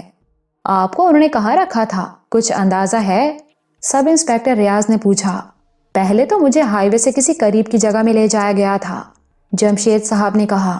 حالانکہ وہ گاڑی تقریباً 1 گھنٹے تک چلتی رہی تھی، لیکن پھر ہم جس مکان میں پہنچے تھے اس مکان تک ہائی وے سے گزر جانے والی سڑکوں کی آمد و رفت کی دھیمی دھیمی آوازیں سنائی دیتی تھیں، جس سے میں نے یہی اندازہ لگایا تھا کہ وہ مکان ہائی وے سے زیادہ 1 میل کے فاصلے پر ہونا چاہیے۔ ہائی وے سے جس کچے راستے پر ان لوگوں نے اپنی گاڑی موڑی تھی وہ راستہ میں نے دیکھا ہے بھائی صاحب، حمید نے پہلی بار کہا۔ اس لیے میرا خیال ہے وہ مکان اسی راستے پر کہیں ہوگا، لیکن اس مکان میں مجھے زیادہ دیر نہیں رکھا گیا تھا، جمشید صاحب نے بتایا۔ صبح ہونے سے قبل ہی مجھے دوسری جگہ لے جایا گیا تھا، جہاں سے میں نے فاخرہ کو فون کر کے روپے اکٹھے کرنے کے بارے میں ہدایت دی تھی، اور میرا خیال ہے وہ جگہ لاہور کے نزدیک کی ہی کوئی جگہ ہو سکتی ہے۔ فون کرانے کے بعد وہ لوگ مجھے وہاں سے بھی تیسری جگہ لے گئے تھے، لیکن جب آپ نے فون کیا تھا تو صبح کا اجالا پھیل چکا تھا، فاخرہ بیگم نے کہا۔ اس کا مطلب ہے اس وقت بھی آپ کی آنکھوں پر پٹی بندھی ہوئی تھی اور وہ لوگ اسی حالت میں آپ کو کہیں اور لے گئے تھے۔ ہاں، لیکن وہ کوئی کار نہیں تھی، جمشید صاحب نے کہا، ایک ہائی روف بند گاڑی تھی، اس لیے راستے میں سے کسی کی توجہ اندر نہیں جا سکتی تھی۔ سب انسپیکٹر ریاض نے کہا اور کچھ سوچنے لگا۔ مسٹر ریاض، ہمارے اس آدھے گھنٹے کی گفتگو میں ہمیں کوئی ایسی خاص بات معلوم نہیں ہوئی ہے کہ جس کی بنیاد پر پولیس ان کے خلاف کوئی کارروائی کر سکے، جمشید صاحب نے کہا۔ میں بھی کوئی ثبوت، کوئی نشانی آپ کو نہیں بتا سکا ہوں، حالانکہ میں چاہتا ہوں کہ جن لوگوں نے مجھے اور میرے گھر والوں کو اس قدر پریشان کیا ہے انہیں سخت سے سخت سزا ملے، لیکن کسی کے خلاف میرے پاس کوئی ثبوت نہیں ہے۔ اب اگر میری باتوں سے آپ مجرموں کو گرفتار کر سکتے ہیں تو میں رپورٹ درج کرانے کے لیے تیار ہوں، لیکن وہ لوگ کتنے خطرناک ہیں یہ میں نے دیکھ لیا ہے، اور مجھے یہ بھی یقین ہو گیا ہے کہ ان کے ہاتھ بھی بڑے لمبے ہیں۔ اگر انہیں یہ پتا چل گیا کہ میں نے پولیس میں رپورٹ درج کرائی ہے تو وہ کوئی مصیبت کھڑی کر دیں گے، اس لیے اگر آپ فوراً ہی کوئی کارروائی کر کے انہیں گرفتار کر سکتے ہیں تو میں رپورٹ درج کرا دیتا ہوں، ورنہ خواہ مخواہ خطرہ مول لینے کے لیے میں تیار نہیں ہوں۔ جمشید بھائی، آپ خطرے والا کوئی کام نہ ہی کریں تو بہتر ہے، سجاد صاحب نے کہا۔ روپے تو ہم اور کما لیں گے، لیکن ایسے خطرناک لوگوں کو چھیڑنا اچھا نہیں ہے۔ میرا بھی یہی خیال ہے سجاد انکل، جاوید نے کہا، کیونکہ اگر 2 آدمی پکڑے بھی گئے تو اس کی کیا ضمانت ہے کہ ان کے بقیہ ساتھی بدلہ نہیں لیں گے؟ یہ کسی ایک آدمی کا تو کام نہیں ہے، یہ تو پورا ایک گروہ ہے، اور اس گروہ میں کتنے لوگ ہوں گے اس کا ہمیں علم نہیں ہے، شاید یہ کام ایک آدمی کا بھی ہو، سب انسپیکٹر ریاض نے کہا۔ اور جمشید صاحب کو اٹھا کر لے جانے والے لوگ اس ایک آدمی کے لیے اجرت پر کام کرنے والے ہوں، یہ ناممکن نہیں ہے۔ اس کے علاوہ یہ کام کسی جاننے والے شخص کا ہی ہے، کیونکہ ٹیلی فون پر پنڈی کے منشی رحیم کی آواز کی نقل کرنے والا کوئی اجنبی شخص نہیں ہو سکتا۔ پہلے چونکہ میں بہت سی باتیں نہیں جانتا تھا، لیکن آج آپ کے ساتھ باتیں کرنے سے مجھے ساری باتوں کا علم ہوا ہے، اس لیے اب میں یقین سے کہہ سکتا ہوں کہ یہ کسی اجنبی گروہ کا کام نہیں ہے، بلکہ یہ تو ایک باقاعدہ منصوبہ بندی ہے جو جمشید صاحب کے کاروبار سے واقف کار کی ہی ہو سکتی ہے۔ فون کرنے والے یا کرانے والے کو اس بات کا علم تھا کہ کب اور کس دن تاجر حضرات کی سالانہ پارٹی ہونے والی ہے، اور جمشید صاحب اس پارٹی میں شریک ہونے والے ہیں، اور ان کی واپسی دیر سے ہونے والی ہے۔ ان سب باتوں کا علم گھر کے افراد کو ہی ہو سکتا ہے، یا اس شخص کو ہو سکتا ہے جس کا تعلق گھر والوں سے ہو۔ اب ایسا شخص کون ہے وہ تو آپ لوگ ہی بتا سکتے ہیں۔ کیا ایسا کوئی شخص ہے؟ سب انسپیکٹر ریاض نے فاخرہ اور روبی کی طرف باری باری دیکھا۔ مسٹر ریاض، روبی ذرا تلخ لہجے میں بولی، آپ کیا کہنا چاہتے ہیں وہ میں سمجھ رہی ہوں۔ ہمارے گھرانے سے جس آدمی کا تعلق ہے وہ ایک ہی ہے، اور وہ ہے جاوید۔ اور اب آپ کیا یہ کہنا چاہتے ہیں کہ یہ کام جاوید نے ہی کرایا ہے؟ میں نے ایسی تو کوئی بات نہیں کہی، سب انسپیکٹر ریاض بولا۔ لیکن آپ کے کہنے کا مطلب تو یہی ہوا نا، روبی نے کہا۔ اگر آپ یہی سمجھتی ہیں تو پھر میرے مطلب کو بھی سمجھنے کی کوشش کریں، سب انسپیکٹر ریاض نے ناگواری سے کہا، اور خود ہی حقیقت کا پتہ لگا لیں۔ میری مدد کی ضرورت ہو تو میں حاضر ہوں۔ آپ نے جو کہا ہے وہ ثابت کر دیں، ورنہ ہماری نظروں میں آپ کی عزت نہیں رہے گی۔ تو پھر آپ یہ بتائیے کہ کیا ان کے کسی چچا وغیرہ کا انتقال ہوا ہے؟ سب انسپیکٹر ریاض نے پوچھا۔ ہاں، روبی نے کہا، ابھی 2-3 روز۔ تو آپ ذرا ان سے مرنے والے کا نام تو پوچھیں۔ آپ کو میرے اس عزیز کا نام معلوم کر کے کیا کرنا ہے؟ جاوید غصے میں چیخ کر بولا۔ ویسے ان کا نام منیر احمد تھا۔ اچھا، تو منیر احمد نام کے آپ کے چچا تھے جن کا انتقال ہوا تھا؟ سب انسپیکٹر ریاض نے کہا۔ ہاں، وہ میرے دور کے رشتے میں سے ہیں، میری خالہ کی طرف سے۔ جاوید بولا۔ انہیں میوہ شاہ کے قبرستان میں دفنایا گیا ہے نا؟ سب انسپیکٹر ریاض نے پوچھا۔ آپ یہ بات تو جانتے ہی ہیں، میں نے ہی تو بتایا تھا، جاوید بولا۔ دیکھا مس روبی، سب انسپیکٹر ریاض نے روبی کی طرف دیکھ کر کہا، آپ کا یہ دوست کتنا جھوٹا آدمی ہے۔ اگر آپ کو مزید یقین کرنا ہو تو میوہ شاہ قبرستان کی کمیٹی میں فون کر کے بھی معلوم کر سکتی ہیں کہ اس روز کیا منیر احمد نامی کسی شخص کو وہاں دفنایا گیا تھا۔ اس نے آپ کو بتایا تھا کہ یہ قبرستان گیا تھا، لیکن اس وقت یہ کہاں اور کس کے ساتھ تھا بتاؤں؟ کہاں تھا، کس کے ساتھ تھا؟ روبی چیخ پڑی۔ یہ کسی کے جنازے میں نہیں گئے تھے، سب انسپیکٹر ریاض بولا، بلکہ یہ اس وقت اپنے ایک اسمگلر دوست ایاز سے ملنے سمن آباد گئے تھے۔ مسٹر ریاض، جاوید غصے میں آگ بگولا ہو کر بولا، یہ کیا کہہ رہے ہیں آپ؟ میں کسی اسمگلر ایاز کو نہیں جانتا۔ کیا آپ واقعی نہیں جانتے؟ سب انسپیکٹر ریاض نے سیدھا اس کی آنکھوں میں جھانک کر پوچھا۔ ایاز آپ کا دوست نہیں ہے؟ میں تو یہ بھی آپ کو بتا سکتا ہوں کہ آپ اس کے کس آدمی کے ساتھ کہاں اور کس مکان میں گئے تھے، مگر خیر جانے دیں، ایسے مشہور بدماش لوگوں کو تو ہم جانتے ہیں۔ اگر ایسی بات ہو تب بھی یہ بات آپ کیسے کہہ سکتے ہیں کہ جمشید انکل کو اغوا کرانے میں میرا ہاتھ ہے؟ جاوید بولا، یہ آپ سراسر مجھ پر الزام لگا رہے ہیں۔ یہ الزام نہیں ہے مسٹر جاوید، سب انسپیکٹر ریاض تلخ لہجے میں بولا۔ ایاز اپنے مال کا ایک بڑا سودا کرنے والا ہے اور اس کے ساتھ تم شامل تھے۔ مال کو بازار میں لانے کی ذمہ داری تم نے سنبھالی تھی، جس میں سے تمہیں 1 لاکھ روپے ملنے والے تھے۔ ایاز کی ڈائری میں سے تمہارا نام ملا ہے اور تم اس کے ساتھ کس طرح اس دھندے میں شامل ہوئے ہو اس کی تفصیل بھی اس نے پولیس کو بتائی ہے۔ تمہیں شاید معلوم نہ ہو، لیکن کل رات ایاز مال سمیت گرفتار ہو چکا ہے۔ واٹ؟ جاوید اس طرح اچھل پڑا جیسے اسے بچھو نے ڈنک مار دیا ہو، اس کا چہرہ پھیکا پڑ گیا تھا۔ ہاں، سب انسپیکٹر ریاض نے کہا، اس کی گرفتاری کے بعد پولیس تمہارے گھر بھی گئی تھی، لیکن تم اپنے گھر پر نہیں تھے۔ مجھے چونکہ آج صبح ہی ساری بات معلوم ہوئی تھی، اس لیے جو انسپیکٹر اس کیس کو ڈیل کر رہے ہیں ان کو میں نے یہاں کا فون نمبر اور پتہ دے دیا ہے۔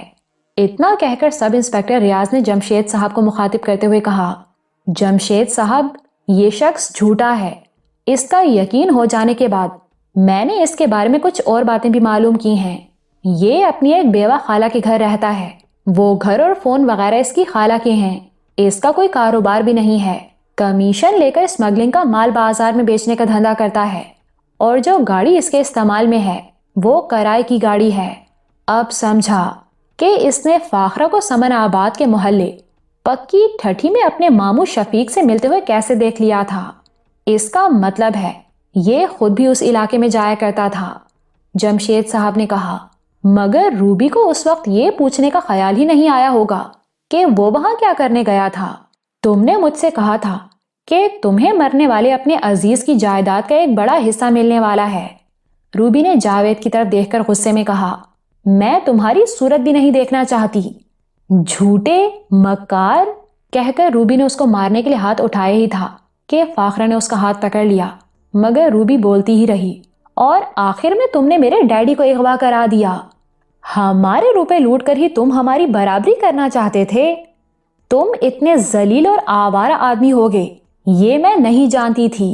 روبی، تمہیں جو کہنا ہے کہہ دو، لیکن تمہارے ڈیڈی کے اغوا میں میرا ہاتھ نہیں ہے۔ جاوید بولا، تم کہو تو میں اس کی قسم کھانے کو تیار ہوں۔ سچی قسم شریف لوگ ہی کھاتے ہیں، تمہاری قسم پر اب کون اعتبار کرے گا؟ جو حقیقت تھی وہ ظاہر ہو چکی ہے۔ اب تم ابھی اور اسی وقت یہاں سے نکل جاؤ، مجھ سے تمہاری موجودگی برداشت نہیں ہو رہی ہے، جاؤ، اسے تو اب لے جایا جائے گا مس روبی، سب انسپیکٹر ریاض نے کہا اور پھر جمشید صاحب سے بولا، اب چونکہ مجرم گرفتار ہو گیا ہے جمشید صاحب، اس لیے رپورٹ لکھوانے میں کوئی خطرہ نہیں رہا۔ ہمارے ہاتھ میں آنے کے بعد تو زیادہ سے زیادہ یہ 2 گھنٹے میں سب کچھ قبول کر لے گا۔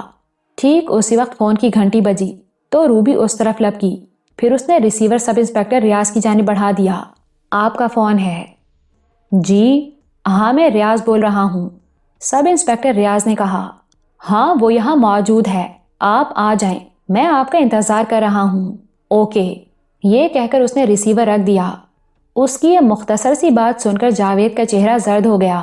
تب فاخرہ نے کہا، کل کی رات کتنی لکی رات تھی روبی، 20 لاکھ روپے ہمارے اور 1 لاکھ روپے اسمگلنگ کے مال کے کمیشن کے، ایک ہی رات میں 21 لاکھ کی کمائی۔ لیکن اچانک ہی پانسا پلٹ گیا، نہیں تو یہ مفلس جاوید اس وقت لکھ پتی بن چکا ہوتا۔ یہ اس وقت بھی لکھ پتی ہے، جمشید صاحب نے کہا۔ ہمارے 20 لاکھ روپے اس کے نہیں تو اس کے ساتھیوں کے قبضے میں ہوں گے، جب تک وہ واپس نہیں ملتے اس وقت تک یہ لکھ پتی ہی تو ہے۔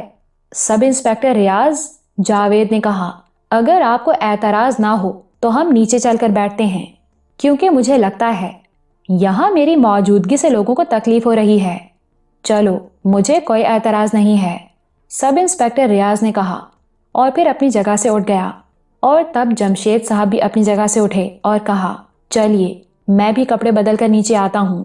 جمشید صاحب کے ساتھ حمید اور سجاد صاحب بھی اٹھ گئے۔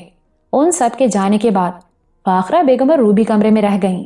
روبی بہت اداس دکھائی دے رہی تھی، اس کا سر جھکا ہوا تھا اور پھر تھوڑی دیر بعد اس کی ہچکیوں کی آوازیں فاخرہ کو سنائی دیں۔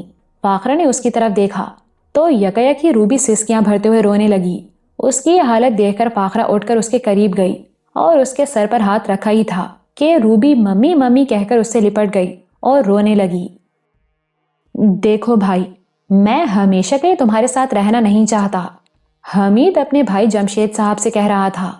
تمہارے مجرم پکڑے جانے تک اگر میری ضرورت ہوئی تو میں رہوں گا، اس کے بعد میں اپنی راہ پر اور تم اپنی راہ پر۔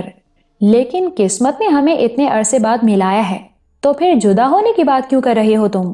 جمشید صاحب نے اسے سمجھایا، میرے پاس اللہ کا دیا ہو سب کچھ ہے، ہم ساتھ رہیں گے۔ اگر قدرت ہمیں ساتھ رکھنا ہی چاہتی تھی تو پھر اس بری طرح ہمیں جدا کیوں کیا تھا؟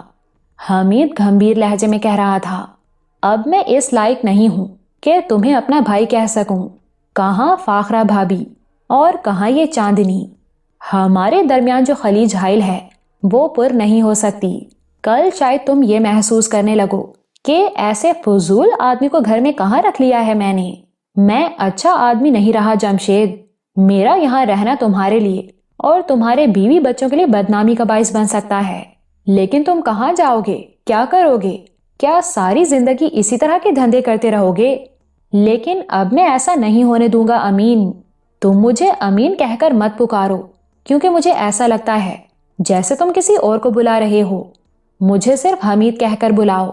میں اب امین کو بھول چکا ہوں، لیکن میرا سگا جڑواں بھائی اس طرح سڑکوں پر مارا مارا پھرتا رہے اور چوریاں کر کے اپنا پیٹ بھرتا رہے، یہ میری غیرت کو گوارا نہیں ہے۔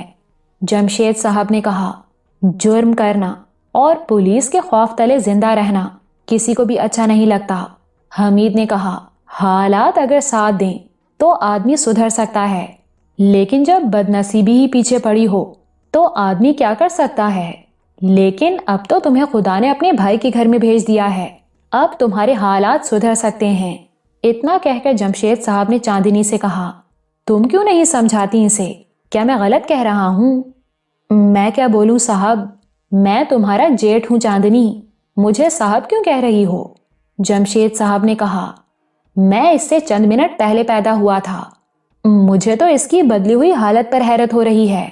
چاندنی نے کہا، مگر یہ جو کہہ رہا ہے وہ ٹھیک ہی کہہ رہا ہے، یہاں آپ کے ساتھ ہمارا رہنا اچھا نہیں لگے گا، ہم اس قابل نہیں ہیں کہ اس اونچے ماحول میں زندگی گزار سکیں۔ بہتر یہ ہے کہ اسے کسی نوکری یا کسی کام دھندے میں لگا دیں تاکہ ہم الگ رہ کر اپنا گزارا کر سکیں۔ تمہارا کیا خیال ہے امین؟ جمشید صاحب نے پوچھا۔ چاندنی ٹھیک کہہ رہی ہے بھائی، میں نے کہا تھا نا کہ امین سیلاب کے پانی میں برسوں پہلے بہہ گیا ہے، حمید نے کہا۔ چاندنی ٹھیک کہہ رہی ہے، ہمیں یہاں سے دور جا کر کہیں رہنا چاہیے، لیکن نوکری مجھ سے نہیں ہو سکے گی، میں بالکل جاہل اور گنوار آدمی ہوں، اس سے بہتر ہے کوئی چھوٹا موٹا دھندا کر لوں۔ کیا دھندا کرو گے؟ اس کے بارے میں تو میں نے سوچا نہیں ہے، حمید نے کہا، لیکن پہلے میرا جی تو چاہتا ہے کہ جن لوگوں کو میں نے زندگی میں تکلیف دی ہے ان لوگوں کو اگر ہو سکے تو ذرا سکھی کر دوں۔ کیا مطلب؟ جمشید صاحب نے پوچھا۔ مطلب یہ ہے بھائی کہ جس بوڑھے بوڑھی نے پال پوس کر مجھے ذرا بڑا کیا تھا، ان کے کوئی اولاد نہیں تھی، میرا دل چاہتا ہے وہ اگر زندہ ہوں تو ان کے دکھ درد میں ہاتھ بٹاؤں۔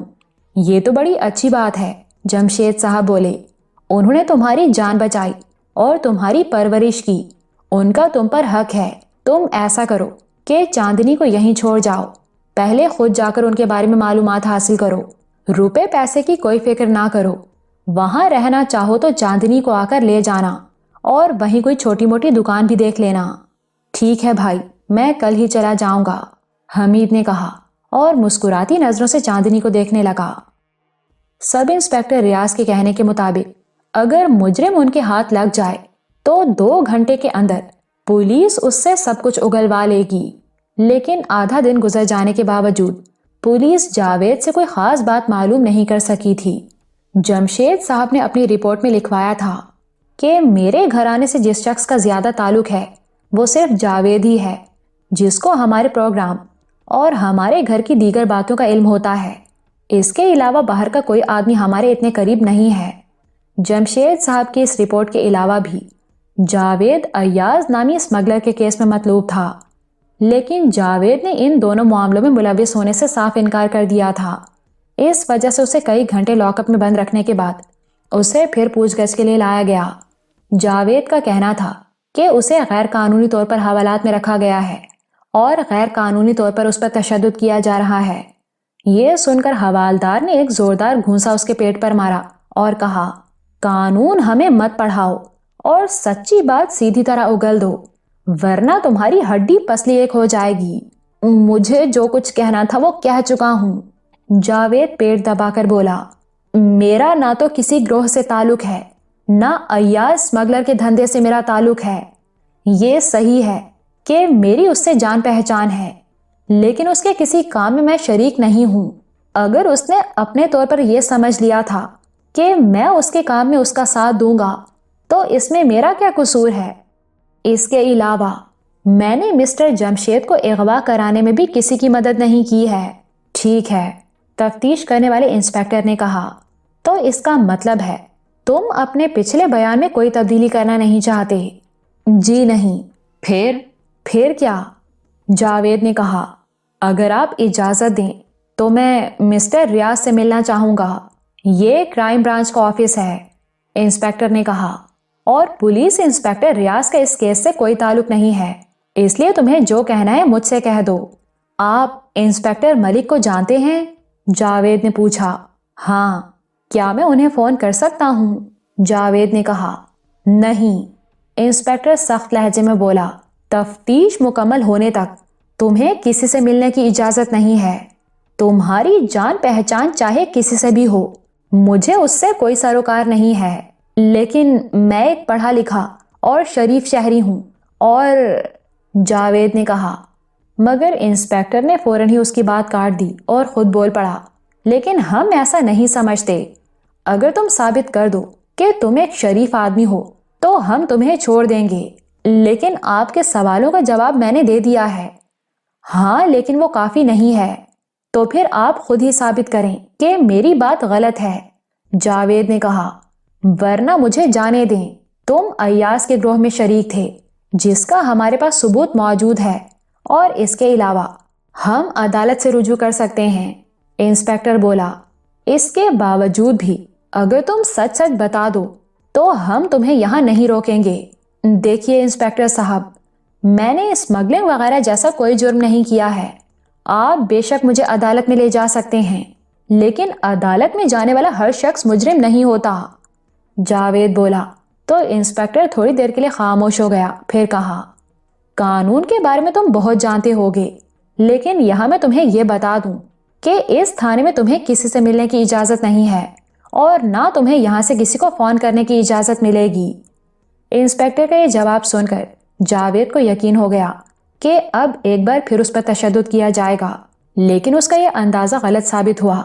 انسپیکٹر کے اشارے پر سپاہی نے اسے پھر لاک اپ میں بند کر دیا تھا۔ لاک اپ میں بیٹھے بیٹھے جاوید سخت الجھن محسوس کر رہا تھا۔ اس کی سمجھ میں نہیں آ رہا تھا کہ اس کے بارے میں سب انسپیکٹر ریاض نے اتنی ساری معلومات کیسے حاصل کر لی تھیں۔ خود جمشید صاحب کو بھی روبی سے اس کا ملنا جلنا پسند نہیں تھا، جبھی تو انہوں نے اپنی رپورٹ میں اس کا نام مشکوک آدمی کے طور پر درج کرایا تھا۔ بہرحال اس شام پولیس نے اسے اس شرط پر آزاد کر دیا کہ اسے جب بھی بلایا جائے گا وہ پولیس اسٹیشن پہنچ جائے گا۔ پولیس نے اسے اس لیے رہا کیا تھا کہ اگر جمشید صاحب کے اغوا میں اس کا ہاتھ ہوگا تو وہ فوراً ہی تاوان کی رقم میں سے اپنا حصہ وصول کرنے کی کوشش کرے گا، اور اس پر نظر رکھنے کے لیے پولیس نے اپنے مخبر اس کے پیچھے لگا دیے تھے، جس سے جاوید بے خبر تھا۔ لیکن پولیس کو اس میں بھی کامیابی نہیں ہوئی۔ پولیس کے پاس اس بات کا تو ثبوت تھا ہی کہ اس کے ایاز نامی اسمگلر سے کیا تعلقات ہیں، لیکن وہ تو یہ چاہتی تھی کہ کسی طرح اسے یہ معلوم ہو جائے کہ تاوان کی رقم جاوید کس سے وصول کرتا ہے۔ لیکن لاک اپ سے باہر آنے کے بعد جاوید نے ایسی کوئی کوشش ہی نہیں کی۔ کوئی دوسرا مشکوک آدمی اس سے اس کے گھر پر یا کہیں باہر ملنے ہی نہیں آیا تھا، اور تب پولیس ایک بار پھر الجھن میں پڑ گئی۔ جمشید صاحب کو اگر جاوید نے اغوا نہیں کرایا تھا تو پھر کس نے کرایا تھا؟ روپے وصول کرنے والا شخص کس کا آدمی تھا؟ کہیں ایسا تو نہیں کہ جو شخص تاوان کی رقم لے گیا ہے وہ تنہا ہی ہو؟ یہ اور ایسے ہی بے شمار سوالات پولیس کو الجھن میں ڈالے ہوئے تھے۔ تاوان کے 20 لاکھ روپے لے کر غائب ہو جانے والے شخص کو گرفتار کرنا اب کافی مشکل ہوتا جا رہا تھا۔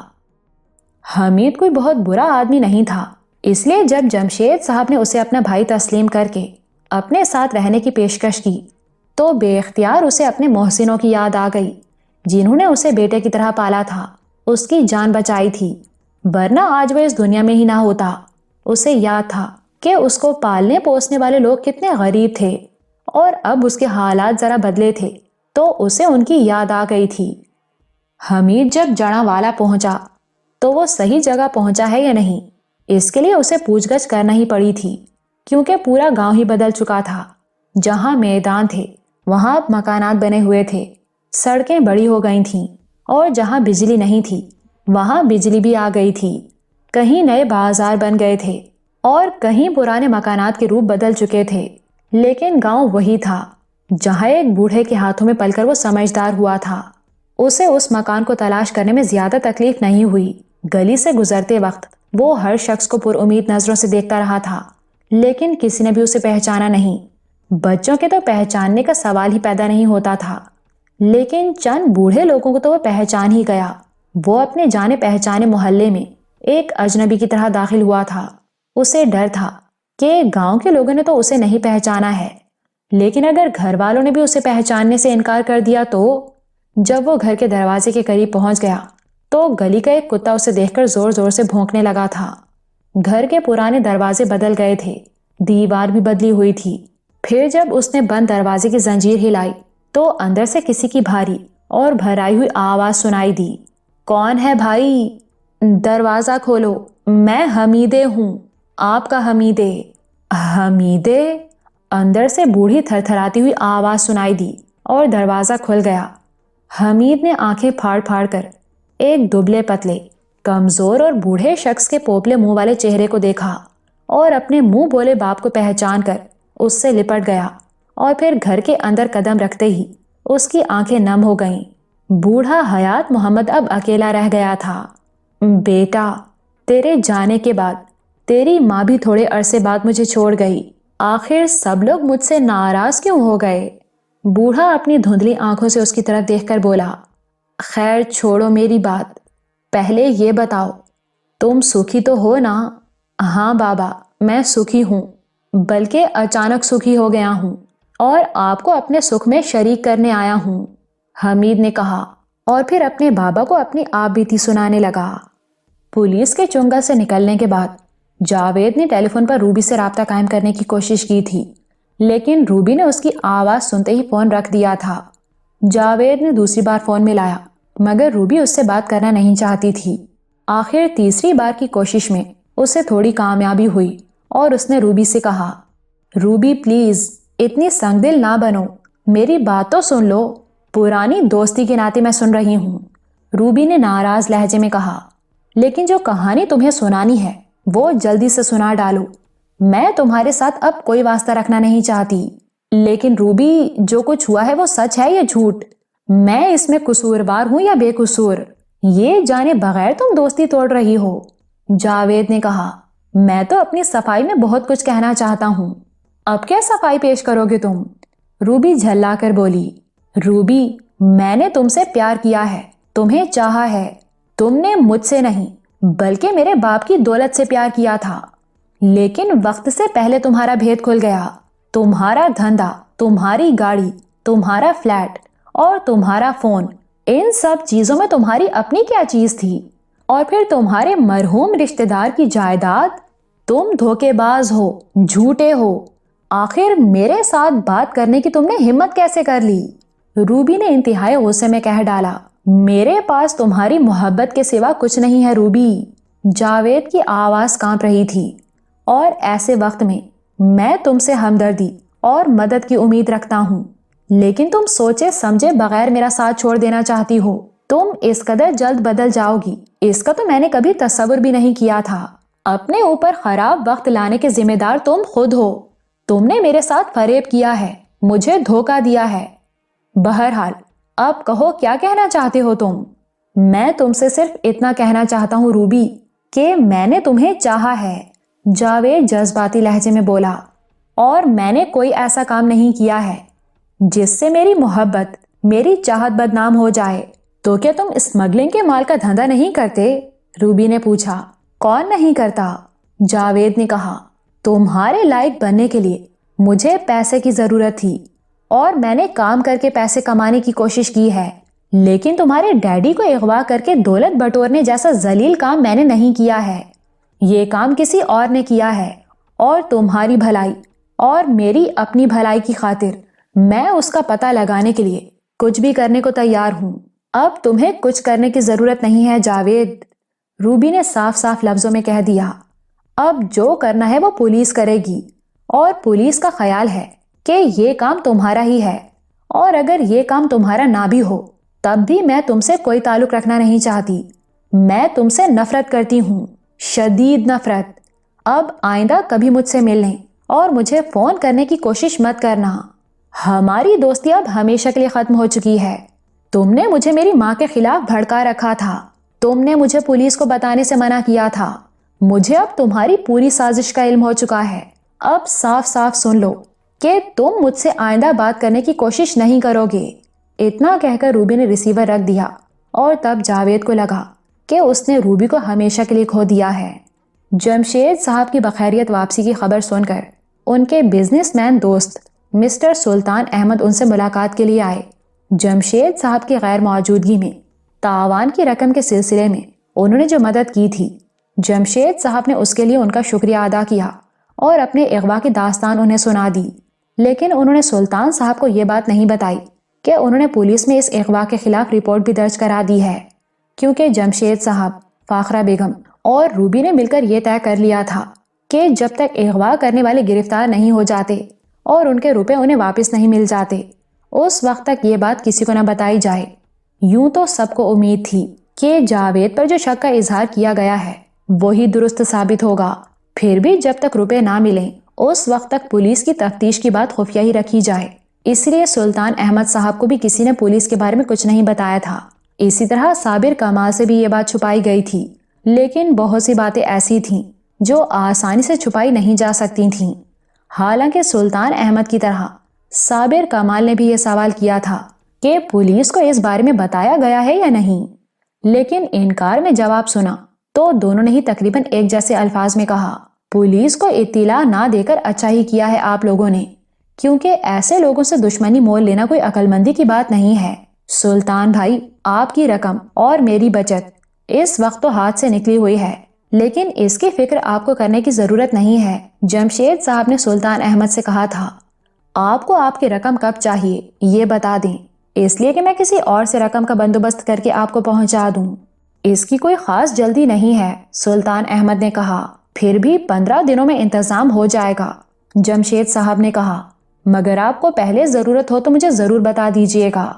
ٹھیک ہے، سلطان احمد نے اطمینان کا سانس لیتے ہوئے کہا، جمشید بھائی، روپے چاہے میرے پاس پڑے ہوں یا آپ کے پاس ہوں، اس سے کیا فرق پڑتا ہے، لیکن ہم ٹھہرے کاروباری لوگ، کب رقم کی ضرورت پڑ جائے یہ تو کہا نہیں جا سکتا، اس لیے تو کہہ رہا ہوں کہ آپ 15 دنوں سے قبل بھی روپے لے سکتے ہیں۔ اس طرح سلطان احمد سے تو ان کے روپوں کی بات ہو گئی تھی، لیکن جب صابر کمال ان سے ملنے کے لیے آیا تو اس طرح باتیں ہوئی تھیں۔ صابر کمال نے کہا تھا، میں نے جس کیمرے کا بندوبست کر کے فاخرہ کو دیا تھا، اگر اس سے 2-1 تصویریں بھی کھینچ لی جاتی تو اب تک مجرم بے نقاب ہو چکے ہوتے، مگر افسوس کہ تصویریں کھینچنے کا موقع ہی نہیں ملا۔ خیر، جو ہونا تھا وہ ہو گیا، جمشید بھائی کی جان بچ گئی، یہی بڑی بات ہے۔ زندگی رہے گی تو دولت اور کمائی جا سکتی ہے۔ اب رہ گئی سلطان صاحب کی رقم لوٹ آنے کی بات، تو میں آپ کو بتا دوں کہ میں اتنا بڑا آدمی تو نہیں ہوں، پھر بھی کچھ عرصے کے لیے 1.5-2 لاکھ روپے آپ کو دے سکتا ہوں۔ اگر ضرورت پڑے تو مجھے یاد رکھیے گا، آپ لوگوں کی مدد کر کے مجھے بہت خوشی ہوگی، اور ایک پرانا دوست ہونے کے ناطے آپ کے کام آ کر مجھے سکون بھی ملے گا۔ تھینک یو کمال، لیکن اس کی ضرورت نہیں پڑے گی، رقم کا بندوبست تو ہو جائے گا، لیکن پھر بھی اگر ضرورت محسوس ہوئی تو ہم آپ کو ضرور بتائیں گے۔ فاخرہ بیگم نے کہا، ان کی غیر موجودگی میں آپ نے جس طرح میرا ساتھ دیا ہے وہ میں کبھی نہیں بھول سکتی۔ ہاں مسٹر کمال، دوستی کا دعویٰ تو سب کرتے ہیں، لیکن جب وقت پڑتا ہے تو بہت کم لوگ وقت پر کام آتے ہیں۔ جمشید صاحب نے کہا، آپ نے جو کچھ بھی کیا ہے اسے فاخرہ کی طرح میں کبھی نہیں بھول سکتا۔ ویسے روپے پیسے کی زیادہ فکر نہیں ہے مجھے، پھر بھی ضرورت پیش آ گئی تو ہم آپ کو ضرور یاد کریں گے۔ فاخرہ بیگم اور جمشید صاحب نے روپے پیسے کے لیے زیادہ پریشانی کا اظہار نہیں کیا تھا، کیونکہ انہیں توقع تھی کہ زیادہ سے زیادہ 1-2 دن کے اندر پولیس جاوید سے سب کچھ اگلوا کر انہیں رقم واپس لا دے گی۔ صابر کمال کے جانے کے بعد روبی اپنے کمرے سے باہر آئی۔ وہ بہت اداس اور فکر مند نظر آ رہی تھی، اس کے چہرے پر وہ پہلے جیسی چمک بھی دکھائی نہیں دے رہی تھی۔ اس کا چہرہ دیکھتے ہی فاخرہ بیگم اور جمشید صاحب یہ سمجھ گئے کہ ان کی بیٹی کسی نئے خیال کے ساتھ اپنے کمرے سے باہر نکلی ہے۔ اس نے ڈرائنگ روم میں داخل ہوتے ہی اپنے ڈیڈی سے کہا، ڈیڈی، میں آپ سے ایک بات پوچھنا چاہتی ہوں، میں تو تمہیں دیکھتے ہی سمجھ گیا تھا۔ جمشید صاحب نے مسکراتے ہوئے کہا کہ تم کچھ کہنے یا کچھ پوچھنے ہی آئی ہو۔ ڈیڈی، آپ میرا مذاق نہ اڑائیں، روبی نے سنجیدگی سے کہا، میں بڑی دیر سے سوچ رہی تھی کہ پولیس کو جو ساری تفصیل ہم نے بتائی ہے اس میں کوئی خاص بات رہ تو نہیں گئی ہے۔ ایسی کیا بات ہو گئی؟ فاخرہ بیگم نے پوچھا۔ ہے ایک بات، روبی نے کہا، مجھے یاد ہے ڈیڈی کہ آپ جب بھی کسی بڑی رقم کو لاکر وغیرہ میں رکھواتے تھے ان نوٹوں کے نمبر کسی کاغذ پر نوٹ کر لیا کرتے تھے۔ سب نوٹوں کے نمبر تو میں نوٹ نہیں کرتا تھا، جمشید صاحب نے بتایا، البتہ سیل بند نوٹوں کی گڈیوں کے نمبر ضرور نوٹ کر لیتا تھا تاکہ راستے میں وہ رقم لٹ جائے یا کوئی گڈی کہیں گر جائے تو اسے واپس حاصل کرنے میں دشواری نہ ہو۔ تو جو روپے آپ نے لاکرز میں رکھوائے تھے، اگر ان کے نمبر آپ کے پاس کہیں لکھے ہوئے ہوں تو ہمیں ان نمبروں کو پولیس کو دے دینا چاہیے۔ روبی نے کہا، یہ کوئی زوردار آئیڈیا تو نہیں ہے، لیکن پھر بھی پولیس کے یہ کام آ سکتا ہے۔ تمہارا کہنا درست ہے، جمشید صاحب نے کہا، لاکرز میں زیادہ تر نئے نوٹوں کی گڈیاں ہی رکھتا تھا اور ان کے نمبر میرے پاس لکھے ہوئے ہیں، مگر مجھے ڈائری دیکھنی پڑے گی۔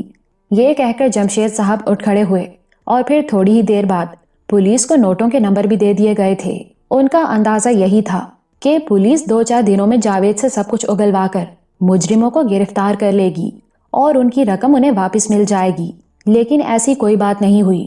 پولیس بہت سر کھپانے کے باوجود جاوید کے خلاف کوئی ثبوت فراہم نہیں کر سکی اور نہ ہی وہ اس پر یہ الزام ہی لگا سکی کہ جمشید صاحب کو اغوا کرنے میں اس کا کوئی ہاتھ تھا۔ جمشید صاحب کے بار بار پوچھنے پر پولیس نے کہہ دیا تھا کہ ہم اپنی پوری کوشش کر رہے ہیں، اگر ہمیں کامیابی ہوئی تو آپ کو اطلاع دے دی جائے گی۔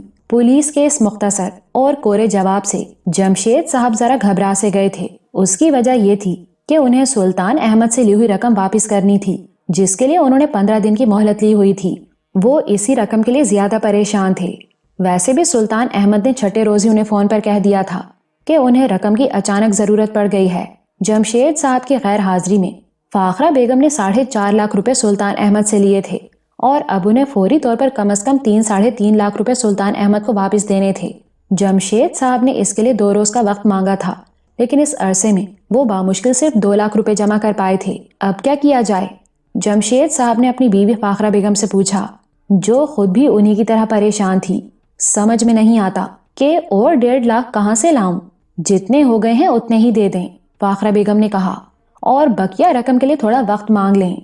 لیکن سلطان احمد نے ابھی صرف 3.5 لاکھ مانگے ہیں، جبکہ اس میں بھی 1.5 لاکھ کم ہیں۔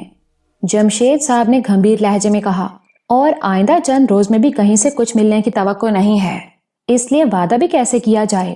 اگر آپ کو اعتراض نہ ہو تو 1.5 لاکھ روپے میں صابر کمال سے لے لوں، اس کے ساتھ ہمارے لین دین کے تعلقات تو نہیں ہیں، پھر بھی لے لو، جمشید صاحب نے کہا۔ لیکن میرا خیال ہے اس روز اس نے یوں ہی رسمی طور پر یہ بات کہی تھی، اس کے پاس شاید اتنے روپے نہ بھی ہوں۔ اگر لینا ہی ہے تو پھر پوچھنے میں کیا حرج ہے، فاخرہ نے کہا۔ ٹھیک ہے پوچھ لو، جمشید صاحب بولے تو فاخرہ بیگم نے ٹیلی فون پر اس کا نمبر ملایا۔ تھوڑی دیر تک بات کرنے کے بعد اس نے ریسیور رکھ دیا اور پھر جمشید صاحب کے پاس آ کر کہا، وہ 1 گھنٹے تک روپے لے کر آ رہا ہے اور آپ کو سلطان احمد سے بات کرنا ہے تو کر لیں۔ وہ کتنے روپے لے کر آ رہا ہے؟ جمشید صاحب نے پوچھا۔ 1 لاکھ ہیں اس کے پاس، فاخرہ نے جواب دیا۔ اچھی بات ہے، کہہ کر جمشید صاحب اٹھے اور سلطان احمد کو فون کرنے لگے۔ میں تھوڑی دیر میں آ رہا ہوں سلطان بھائی، انہوں نے کہا۔ رقم تھوڑی کم ہے، ابھی صرف 3 لاکھ دیے جا رہا ہوں، بقیہ رقم بھی جلد دے جاؤں گا۔ ٹھیک ہے جمشید صاحب، لیکن اگر 2-1 روز میں ہو جائے تو اچھا ہے۔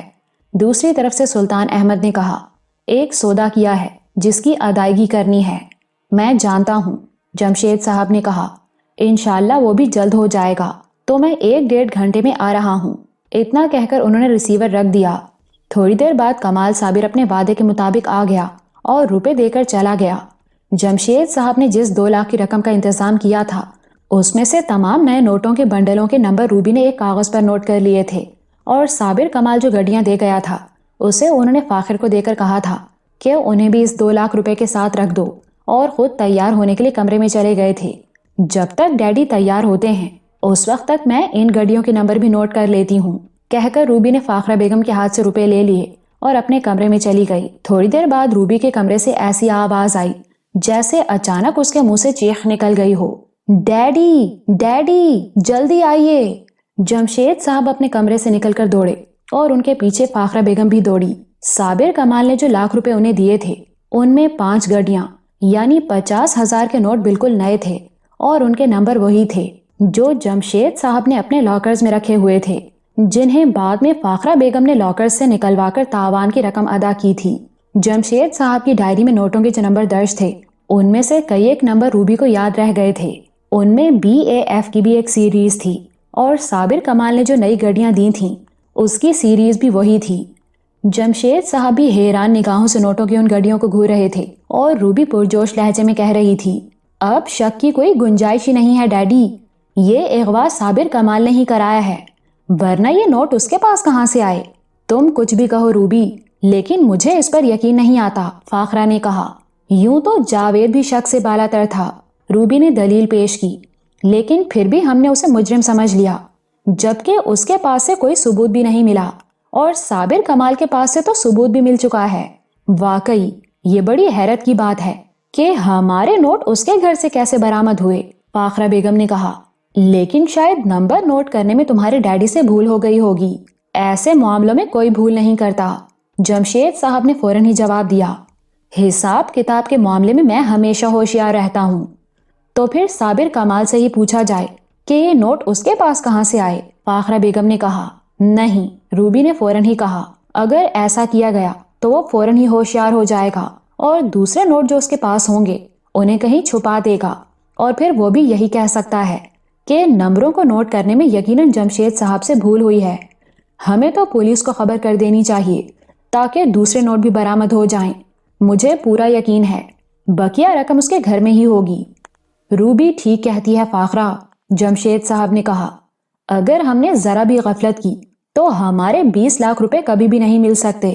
तुम्हारी तरह उस पर शक करना मुझे भी अच्छा नहीं लगता, लेकिन इतना ठोस सबूत मिल जाने के बावजूद अगर पुलिस को बताया ना गया तो ये सरासर बेवकूफ़ी होगी। आप दोनों को ये शख्स जैसा भी लगा हो, लेकिन मैं तो पहले से ही उस पर शक करती रही हूँ, रूबी ने कहा। और अब मुझे अपना शक दुरुस्त नजर आ रहा है और अब हमें अपना वक्त ज़ाया नहीं करना चाहिए। लेकिन सज्जाद साहब के मुंशी रहीम दाद की वो नकली आवाज़, साबिर कमाल तो कभी पिंडी गया भी नहीं और न ही मुंशी रहीम दाद से वो मिला है, फाखरा ने कहा। देखो फाखरा, हमारे रुपए उसके पास से बरामद हुए हैं और इससे इनकार भी नहीं किया जा सकता, लेकिन ये सब हुआ कैसे ये मालूम करना पुलिस का काम है, जमशेद साहब ने कहा। फिल्म वाले लोग कितने चालाक होते हैं ये दुनिया जानती है। इतने ठोस सबूत के बावजूद उसे अच्छा आदमी समझने की गलती अब नहीं करनी चाहिए। लेकिन मुझे तो अब भी जावेद पर शक है, फाखरा ने कहा। तुम साबिर कमाल की तरफदारी करके अपने जुर्म पर पर्दा डाल रही हो, यकयक रूबी शेरनी की तरह गरजी। मैं तुम्हारी चालाकी समझ चुकी हूँ, लेकिन हमारे ताल्लुकात जो अभी तक ठीक हो चुके हैं उन्हें तुम खुद खराब कर रही हो। मैं तुम्हें साफ साफ बताना चाहती हूँ कि मुझे जावेद से भी नफरत है और साबिर कमाल से भी नफरत है, और अगर आप दोनों ने पुलिस को फोन नहीं किया तो मैं खुद पुलिस को फोन करूंगी, अभी और इसी वक्त। इतना कहकर उसने जमशेद साहब की तरफ देखकर कहा, डैडी आप फोन करते हैं या मैं करूं? ठीक है, मैं खुद करता हूं, जमशेद साहब ने कहा और कमरे से बाहर निकल गए। जावेद पर स्मगलिंग का माल फरोख्त करने का केस तो बन सकता है, लेकिन जमशेद साहब के इगवा के सिलसिले में उसके खिलाफ कोई सबूत नहीं मिला है, सब इंस्पेक्टर रियाज अपने सीनियर ऑफिसर से कह रहा था।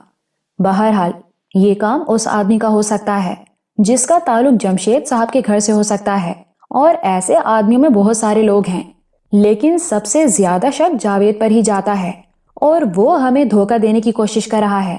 हमें उस पर काफी अरसे तक नजर रखनी पड़ेगी, लेकिन इसके बावजूद वो बेगुनाह साबित होता है तो फिर मैं नहीं कह सकता कि असल मुजरिम कौन है। मैं तुम्हारी बात समझ रहा हूँ, सीनियर ऑफिसर ने कहा। अगर जावेद बेकसूर है तो शायद ये काम बाहर के ही किसी आदमी ने किया है, लेकिन मैं जहनी तौर पर इसको तस्लीम नहीं करता। रियाज, तुम फाखरा बेगम के मामू को क्यों भूल जाते हो? उसके बारे में तुमने ही तो बताया था कि वो इन दिनों लॉकअप में बंद है। क्या ऐसा नहीं हो सकता कि वो जानबूझकर कोई छोटा मोटा जुर्म करके लॉकअप में बंद हो गया हो और ये सारा मंसूबा तैयार करके उसने किसी दूसरे से ये काम करवाया हो ताकि उस पर किसी को शक ही ना हो?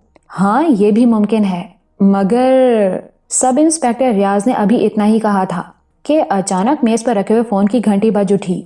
सीनियर ऑफिसर ने रिसीवर उठाया तो दूसरी जानिब से अगवा बराए तावान के केस को डील करने वाले इंस्पेक्टर शहबाज की आवाज सुनाई दी।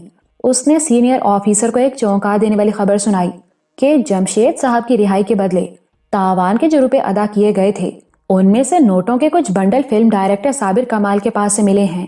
ये खबर सुनने के बाद सीनियर ऑफिसर ने सब इंस्पेक्टर रियाज को इस नई सूरत हाल से आगाह कर दिया और तफ्तीश का दायरा वसी करने के अपने प्रोग्राम की तफसील भी उसे बता दी। नोटों पर लिखे हुए नंबरों की बात जब पुलिस को बताई गई तो उसके थोड़ी ही देर बाद तलाशी के वारंट के साथ पुलिस फिल्म हिदायतकार साबिर कमाल के घर पहुंच गई थी। लेकिन 20 लाख की रकम तो बड़ी दूर की बात थी, उसके घर से तो 20,000 रुपए भी बरामद नहीं हुए। पुलिस को जब नाकामी का सामना करना पड़ा तो उसने साबिर कमाल को सारे हालात से आगाह कर दिया और इंस्पेक्टर शहबाज ने पूछा, देखिए मिस्टर कमाल, हमें आपकी अलमारी में से कुछ चाबियां मिली हैं जो बैंक के लॉकर्स की ही चाबियां हैं। अब चूंकि हम घर की तलाशी तो ले चुके हैं, इसलिए हमें आपके लॉकर्स की तलाशी लेनी है। अगर इस सिलसिले में आप हमारी मदद करते हैं तो ठीक है, वरना हम खुद अपने तौर पर ये काम कर लेंगे। क्या आप हमारी मदद करने पर तैयार हैं? हाँ, मेरे पास 2 लॉकर्स हैं, साबिर कमाल ने बताया। एक में जरूरी कागजात और एग्रीमेंट हैं, जबकि दूसरे लॉकर्स में चंद कीमती चीजें हैं और कुछ नकद रकम भी है। मैंने एक दोस्त की हैसियत से मिस्टर जमशेद की मदद की थी। मैं फिल्म लाइन में काम जरूर करता हूँ, लेकिन मेरे पास ब्लैक की कोई रकम नहीं है। मिस्टर जमशेद के फोन आने के 1 घंटे बाद ही आपने 1 लाख की रकम उन्हें पहुंचा दी थी। इंस्पेक्टर शहबाज ने पूछा, तो क्या इतनी बड़ी रकम आप हर वक्त अपने पास रखते हैं? हाँ, मैं एक नई फिल्म शुरू करने वाला हूँ, साबिर कमाल ने कहा, जिसका फिल्म साज भी मैं खुद हूँ। हमारे इस धंधे में किसी भी वक्त नकद रकम की जरूरत पड़ सकती है, इसलिए रकम बैंक से निकलवाकर मैंने घर में रख ली थी। مگر آپ کی چیک بک سے تو، انسپیکٹر شہباز کہتے کہتے رک گیا۔ جی ہاں، صابر کمال نے جلدی سے کہا، تقریباً 10,000 روپے میں نے پہلے سے نکال رکھے تھے تاکہ اگر کسی اداکار کو سائن کرنا پڑے تو اسے ایڈوانس کے طور پر دے کر ایگریمنٹ کیا جا سکے، اور 40,000 میں نے بینک سے چند دنوں کے لیے او ڈی پر لیے تھے۔ مگر یہ تو کل 50,000 روپے ہوئے۔ انسپیکٹر نے پوچھا، بقیہ 50,000 روپے آپ نے کہاں سے دیے؟ 50,000 کی وہ رقم مجھے آج ہی ایک پارٹی نے دی تھی کیونکہ انہوں نے مجھے نئی فلم کا ہدایت کار منتخب کیا ہے، صابر کمال نے کہا۔ جن نئے نوٹ کے بنڈل آپ کو جمشید صاحب کے گھر سے ملے ہیں وہ بنڈل انہی لوگوں نے دیے تھے۔ فلم کی ہدایت کاری کا معاوضہ 1,00,000 روپے طے ہوا تھا۔ یہ 50,000 ایڈوانس تھے جس کی میں نے انہیں باقاعدہ رسید دی ہے جو ان لوگوں کے پاس ہے۔ وہ کون لوگ ہیں؟ سٹار فلمز کے پارٹنر، جن میں سے ایک کا نام فرید شاہ ہے اور دوسرے کا نام اسلم خان ہے۔ پہلے یہ دونوں حضرات ایکسٹرا سپلائر کا دھندا کرتے تھے، اس میں سے انہوں نے کافی روپیہ کمایا تھا۔ کچھ عرصے قبل انہوں نے ایک پنجابی فلم بھی بنائی تھی لیکن وہ اتنی کامیاب نہیں ہوئی، مگر ان کی دوسری فلم کچھ ٹھیک چل گئی تھی۔ اب انہوں نے ایک اردو سوشل فلم بنانے کا فیصلہ کیا ہے اور اس لیے وہ میرے پاس آئے تھے۔ میں نے ان سے جان بوجھ کر 1,00,000 روپے مانگے تھے کیونکہ میں ان لوگوں کے ساتھ کام کرنا نہیں چاہتا تھا۔ میرا خیال تھا کہ وہ 1,00,000 کی بات سن کر چلے جائیں گے، لیکن خلاف توقع وہ رضامند ہو گئے اور آج مجھے 50,000 ایڈوانس بھی دے گئے تھے۔ کیا آپ ان لوگوں کا پتہ ہمیں دے سکتے ہیں؟ جی ہاں، لکھیے، صابر کمال نے کہا اور ان کا پتہ اور فون نمبر وغیرہ اسے لکھوا دیا۔ پھر 1 گھنٹے کے اندر فرید شاہ اور اسلم خان کو پولیس اسٹیشن بلا لیا گیا اور پوچھ گچھ کا سلسلہ شروع ہوا تو بہت سی نئی باتیں معلوم ہوتی چلی گئیں۔ پنڈی سے سجاد صاحب کے منشی رحیم داد کی آواز کی نقل کرنے سے لے کر جمشید صاحب کو اغوا کرنے تک کا سارا منصوبہ فاخرہ بیگم کے ماموں شفیق نے تیار کیا تھا، لیکن چونکہ وہ خود اس منصوبے میں شریک ہو کر اپنے آپ کو سامنے لانا نہیں چاہتا تھا، اس لیے اپنے دونوں پرانے دوستوں فرید شاہ اور اسلم خان کو اس نے اپنے منصوبے میں شریک کر کے ان دونوں سے ہی یہ کام کرا لیا تھا۔ فرید شاہ اور اسلم خان دونوں کافی عرصے سے ایک سوشل فلم بنانے کے بارے میں سوچ رہے تھے، مگر اتنے روپے نہ ہونے کی وجہ سے وہ کسی پارٹنر کی تلاش میں تھے، اور شفیق فاخرہ بیگم کو بلیک میل کر کے اس سے پیسے بٹورنے کے لیے ان دونوں کو اپنے ساتھ شریک کرنا چاہتا تھا۔ لیکن جب اسے اس میں کامیابی نہیں ہوئی تو اس نے فاخرہ بیگم کے شوہر جمشید کو اغوا کرانے کا منصوبہ بنایا اور اس طرح 20,00,000 روپے حاصل کر لیے گئے۔ شفیق نے بڑی چالاکی سے سارا منصوبہ بنایا تھا۔ اسے چونکہ علم تھا کہ فاخرہ بیگم اس پر اپنے شک کا اظہار کرے گی، اس لیے خود پس پردہ چلا گیا اور سارا کام فرید شاہ اور اسلم خان کے حوالے کر دیا۔ اس میں سے آدھی رقم اس کی تھی اور بقیہ 10,00,000 فرید شاہ اور اسلم خان کے حصے میں آنے والے تھے۔ شفیق کو یہ بات معلوم تھی کہ جمشید صاحب اور سجاد صاحب کاروبار میں شراکت کے ساتھ ساتھ ایک دوسرے کے گہرے دوست بھی ہیں، اسی لیے اس نے پنڈی سے فون کے ذریعے جمشید صاحب کو فوراً آنے کی ہدایت کی تھی۔ فون پر اپنے دوست پر دل کے دورے کی خبر سنتے ہی جمشید صاحب اپنی کار پر پنڈی کے لیے روانہ ہو گئے تھے۔ ان کے گھر سے نکلتے ہی فرید شاہ اور اسلم خان کے آدمیوں نے ان کا پیچھا کیا اور پھر ایک مقررہ جگہ پر اغوا کی کارروائی عمل میں لائی گئی۔ فرید شاہ اور اسلم خان سے جرم قبول کرانے میں پولیس کو زیادہ تکلیف نہیں ہوئی کیونکہ انہوں نے 50,000 کے بدلے صابر کمال سے جو رسید لی تھی وہ رسید اور فاخرہ بیگم کے دیے ہوئے نوٹوں کے بنڈلوں کے علاوہ لاکر سے نکلوائے ہوئے نوٹوں کے نمبر جو ان کے گھر سے برآمد ہونے والے نوٹوں کے ہی تھے، یہ سب ان کے قبضے سے برآمد ہوئے تھے۔ تمام ثبوت سامنے تھے، اس لیے انہیں جرم کا اقرار کرنا پڑا۔